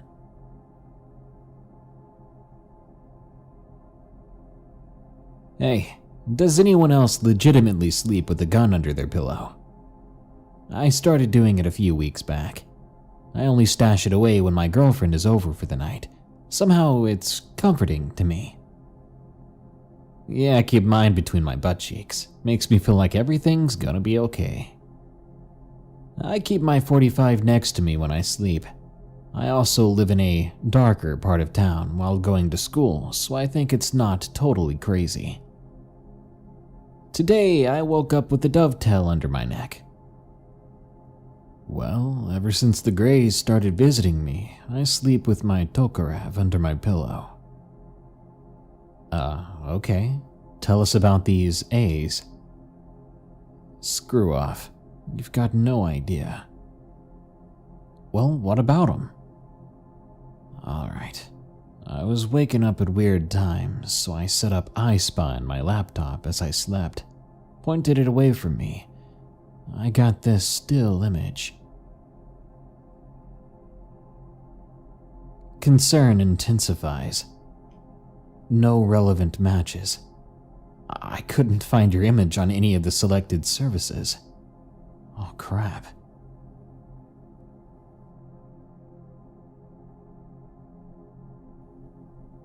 I was doing the K Summer in the Woods challenge, Stalker challenge. Gotta chill in the woods with vodka and a harmonica or guitar for 48 hours, within like 50 feet of a broken down building. So I go out into the woods, brought an SKS and Glock with me. I spend the first half of the first day exploring, finding a nice abandoned concrete structure of sorts. I set up a camp nearby, make myself a campfire. I got some small game on the way there with my sling and start skinning it. It's pretty tasty after I get it cooked. As I sit there, I begin to hear some rustling sounds, and it sure as heck isn't my jimmies. I put a hand on my rifle, scan the forest in front of me and behind me. A solid 5 minutes pass, and I put my guard down, as nothing else has happened. I go back to jamming on my harmonica. The following day, I wake up to screaming. My eyes shoot open, grab my SKS. But then there's silence. Nothing but absolute silence. Storm clouds are gathering. Gonna be a blowout soon. It starts dripping on me, and I decide to head in the direction that I heard the scream. I spend at least an hour searching, and get lost really bad. Luckily, I manage to find my way back to camp, but I'm pretty tired. It's raining like crazy now. I get back, and I see a guy just standing over my fire, looking at the smoldering ashes. I get a bit shaken. "Hey, man." His head freaking snaps up to look at me. It freaks me out, and I raise my gun. He doesn't even flinch at it at all. In fact, he looks especially curious. "Are you lost?" He doesn't respond. He smiles. "Do you need some help?" His clothes appear to be a bit tattered, but there were no wounds on him or anything like that. It was strange. He looks like he just got run over by a freaking truck, without the truck part. We have a Mexican standoff. 30 seconds later, I ask, "You're kind of worrying me, bro. Are you okay?" He finally speaks to me. "I wouldn't worry about it." Freaking nope. I could go for another meal right now, though. Another? I didn't leave any food by the fire. Suddenly, all of my K experience starts rushing back. I nope out of there so hard. I'm not even trying to be subtle. I just turn and run. And I can hear him running after me. I turn and start firing blindly. I hear a scream that sounds exactly like the scream I'd heard before. The same pitch, the same tone, everything. I finally reach a road and tumble down a hill onto it. I run across it and turn around, gun limp at my side. I see a figure by some trees up there. I can hear heavy breathing. I notice the lights of a car coming my way. The man looks at it, then runs away back into those woods. Screw this freaking state.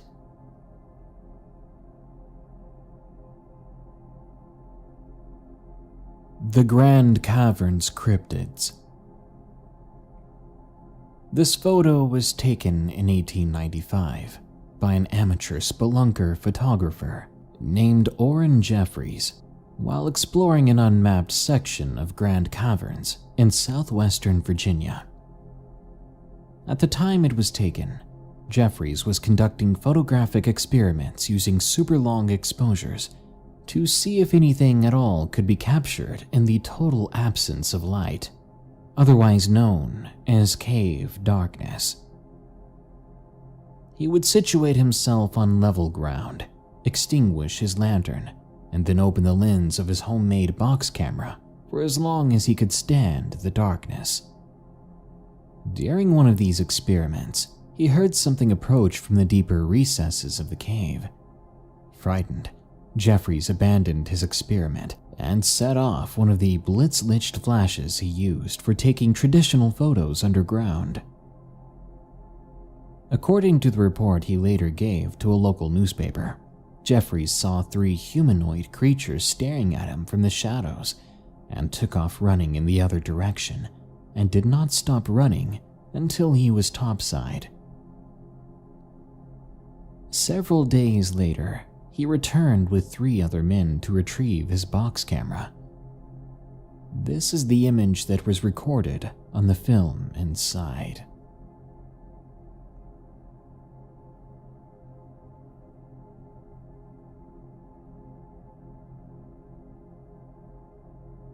Creepy deep web stories. I have a few. If you'll like this one, I'll post more. It was 2 years ago, and I was screwing around with my Polish friend. We head on to Hidden Wiki, Anonchan, etc. While we're on Anonchan, some dude posts a link and some Cyrillic script with lots of exclamation points. Luckily enough, my buddy reads Russian, so he translates it. It says, "It's up again. Hurry." Alright then, why not? We click the link. Here's what we saw. 3 dudes in military uniforms, shown only from the neck down. They're speaking excitedly and super high-pitched or nervously in Russian. Friend reads Russian better than he speaks it, so we can only catch a few phrases. Basically, these guys are scared and excited. They're saying they're getting another one. Eventually, it becomes clear that they're out on the ice in some random lake in Siberia, ice fishing. After a few minutes of nervous chatter, someone starts firing. The camera swings around wildly, eventually focusing on a poorly lit hole in the ice. Gurgling and splashing noises are coming from it. These guys and others are just straight pumping bursts into the hole. Eventually, after another few minutes, these dudes use long hooked poles to dig around and then begin to heave something up.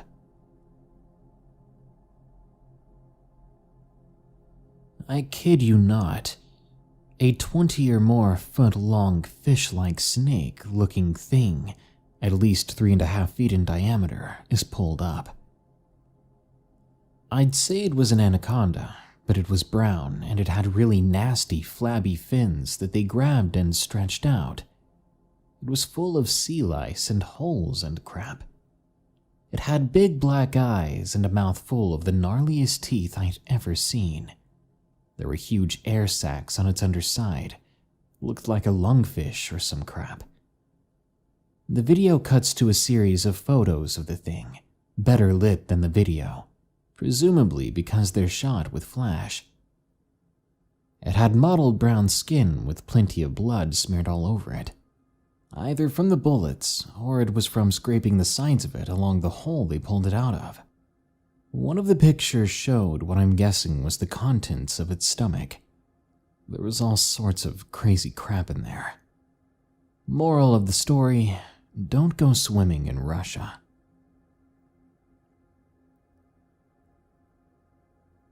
I've got one from last year. I was 23, stalking in the woods, in the Ozarks of Arkansas to be exact, with some new gear that I'd been saving for months. Some boots, tack vest, even a Millsap gas mask. It was like Christmas. Being where I was and wanting to field test some personal prototypes, I had my nugget on hand. Wouldn't do much against the big bears, but it would ruin any snake, stray dog, or cougar's day right to hell. Had a couple of strippers and 2 clipazines I built and wanted to field test in my pouches. Some rolled up targets stuck in my loops, and a light complement of survival gear, like a compass, topographical map, thermal blanket, extra undies, MREs, canteen, and camelback. The works. Basically prepared for the inevitable invasion of any type. I was having a great time romping around the woods, playing with my field of view in the mask, testing the reliability of the clipazines, generally having fun. I wandered next to a creek bed and decided it was time to practice my guerrilla tactics.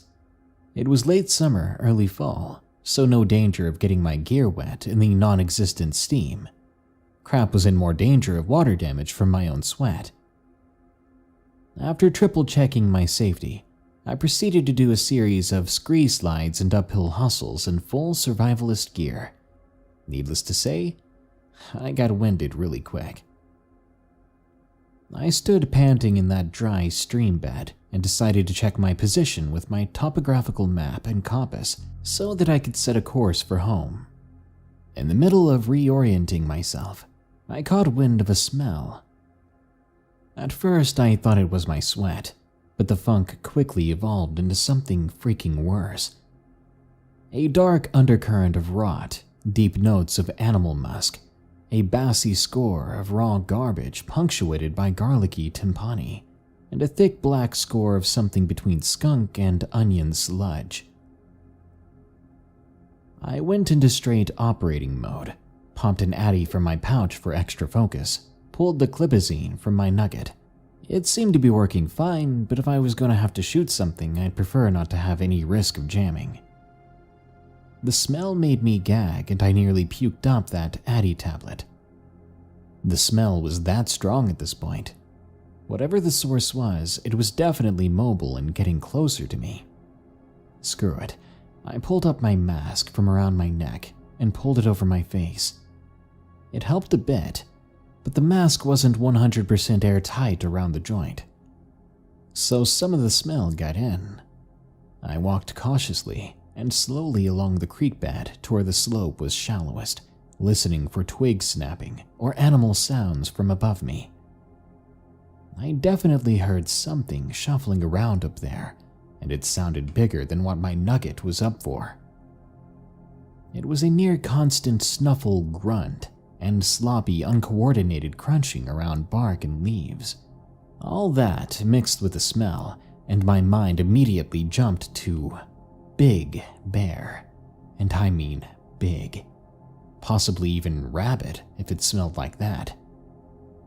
Let me tell you something about Ozark big bears, straight from my dad's mouth. My dad's lived in the Ozark for 58 years, and in that time only two things have managed to shake him: the challenge of fatherhood and the big bears. According to him, the native black bears were hunted to near extinction between the 40s and 50s. To correct this, the ANRC, NRCS, and Arkansas Fish and Game Commission released 250 bears into the Ozark and Ouachita Mountains. Their website insists that they were all black bears. My dad insists that that is bullcrap. According to him, more than a few of the bears released there were brown bears. They interbred with the few remaining local bears and the reintroduced blacks. Thanks to a little phenomenon known as hybrid vigor, the resulting offspring were bigger and meaner than their parents, and screw me were they fertile. When I asked him to prove it, he simply left the summer porch, went upstairs, and came back with a manila folder labeled BB. He pulled out a couple Polaroids and asked me to take a look. I saw a big black and brown something rooting around a clothesline. Dad directed my attention to the clothesline about 50 feet away from us, between the two poles about 5 to 6 feet off the ground. It was the same clothesline in the picture. The something's shoulder was about a fart's length under the line, despite it being further in the background. I looked through the other pictures. One was rooting through the trash, another was barely concealed by trees, all of them slightly shaky. Detail was hard to come by, but I was convinced. My dad told me two things about how to avoid getting attacked by the big bears. One, big bears are dumb as crap, something to do with them being hybrids. This makes them more dangerous than other bears because they're not afraid of you. This also makes them smell like crap, and you'll smell them coming a mile off. If you smell a big bear, get inside, get upstairs, but take the 12 gauge and some deer slugs. And two, if you do see a big bear, and you ain't home, or you ain't got a shotgun loaded with slugs, hide. Up a tree if you can. They're faster than you, so there isn't any use running. I tell you all of this because after 23 years I'd finally managed to prove my dad wrong about something. Well, half wrong. There's something in the Ozarks that matches my dad's pictures of big bears, but whatever they are, they sure as heck aren't bears. So back to my story. I would have stayed in that creek bed and waited for that something to screw off on its own business. But the light was already slanting through the trees, and as bad as my dad made Big Bear sound, I was sure as heck not wanting to be stuck with a god-dang rabid one after dark. Instead, I opted to climb up the opposite edge of the creek bed. Had to scramble over some big rock outcroppings and half stand, half lean against the slope of the hill. But I figured that if anything, that would just be an extra layer of protection against that something out there. I'd gotten a few glimpses of it over my shoulder as I climbed, but this was my first good look at it. I just couldn't stop staring. Like I said in my previous post, this was not a bear. It was bear-like, but not a bear. I've been into sci-fi my entire life, and even got Barlow's Guide to Extraterrestrials from my awesome late stepmom. So when I saw this thing for the first time, my freaking nerd brain immediately went, oh, a Sulador. Except it wasn't. It looked like a Sulador, a grizzly bear, and a sloth had a three-way on top of a garbage heap to make it. It had a long prognathous snout like a stubby trunk, with big angular shoulders, feet that looked like manhole covers covered in dirty matted fur, and a body like a furry blimp. Its fur was the same charcoal black and day-glow brown that I saw in the pictures, and full of mats and clumps of dirt. I mean, I stared at it for so long, drinking in those details, trying to make sense of it, for 2.5 minutes. And it somehow didn't notice me. Jesus, these things were dumb. I remember feeling a twinge of relief. If it hadn't noticed me yet, trying to scrabble out of a rocky gully, it probably won't notice me sneaking away from it. It's going to sound ridiculous, but I farted then. The something stopped, my breath stopped, and my heart stopped. The only sound in those woods at the moment was my freaking fart echoing and the sound of my nose blistering under the something's odoriferous assault. It was like slow motion when the thing turned its head, looked back at me, sniffed the air, and stood up. It had been shuffling around, crouched low to the ground the entire time. What I thought were shoulder blades were its freaking elbows. It could tie its shoes without bending, but its paws probably would have crushed its Air Jordans to bits. They were like trash can lids. It sniffed the air again and coughed or barked, like it was asking me a question. It sounded like Gorp. I swear on my mom, that's what it sounded like. Gorp. So there I was, the idiot who didn't listen to his dad, the awkward cringe lord who freaking farts when he's trying to sneak away from a freaking Gorp. I aimed at it in center mass and I fired. It didn't thwack into the Gorp, because hey, if you're gonna die, might as well give your killer a stupid name in your head, right? Instead, the shot thwumphed, if that makes sense. There was a puff of dirt and hair when it thwumphed, and bless my luck, the Gorp actually flinched from the impact. I waited to see blood. I guess that Gorps are so covered in nasty flea-ridden hair mats that over time their poor hygiene gave them natural body armor, because I didn't see any red at all. What it did do was rear up and gorth at me, a low growl that my colon decided was a warning, because it was producing bricks, enough so to construct a barricade. I worked the bolt and fired another shot, this time at its ugly sloth bear elephant looking face. This time it did thwack. So did the dirt a few feet to the thing's left, because it ricocheted off its skull. The thing stood there staring at me, like it was too dumb to realize it could have stood in the stream bed and grabbed me by my face while I pelted it with useless bullet after bullet. I yelled at it and fired a third shot in any direction at all, trying to scare it off. The Gorp or Gorth or Big Bear or whatever it was dropped to all fours, lurching forward towards me, then did a 360 and shuffled away. It worked. I stood there until the sky turned blue to orange before I snapped out of it and tactically retreated back home. When I got back, I told my dad this story. I probably should have mentioned that I was visiting him for a few days. He could probably smell Big Bear on me, so it was no use lying to him. When I got to the part about what the Big Bears really were, he refused to believe me. Then he got pissed at me. He locked the doors and camped out upstairs for the rest of our visit. I had to freaking bring him beer from downstairs when he started to talk. The weird thing is, as scared as he was, and as weirded out as I was seeing him that scared, I wasn't scared. I remember that very clearly. Not being scared at all. I guess you could say I was too interested or curious to be scared. Because if I was scared, I would have just bolted away, and I'd probably be typing this from inside a year-old Gorp turd. If I had to guess, that Adderall I popped probably kept me from switching into run home scared to mama mode. Well, Kay, he probably stopped reading 2 posts ago, but that's how I met a Gorp and lived. Hey OP, user from Ann here. Have you considered that what you saw might have been a megatherium, or a giant ground sloth? They used to get pretty big, around 20 feet, had long arms, and their skin was full of interlocking bones that would have been like natural chainmail.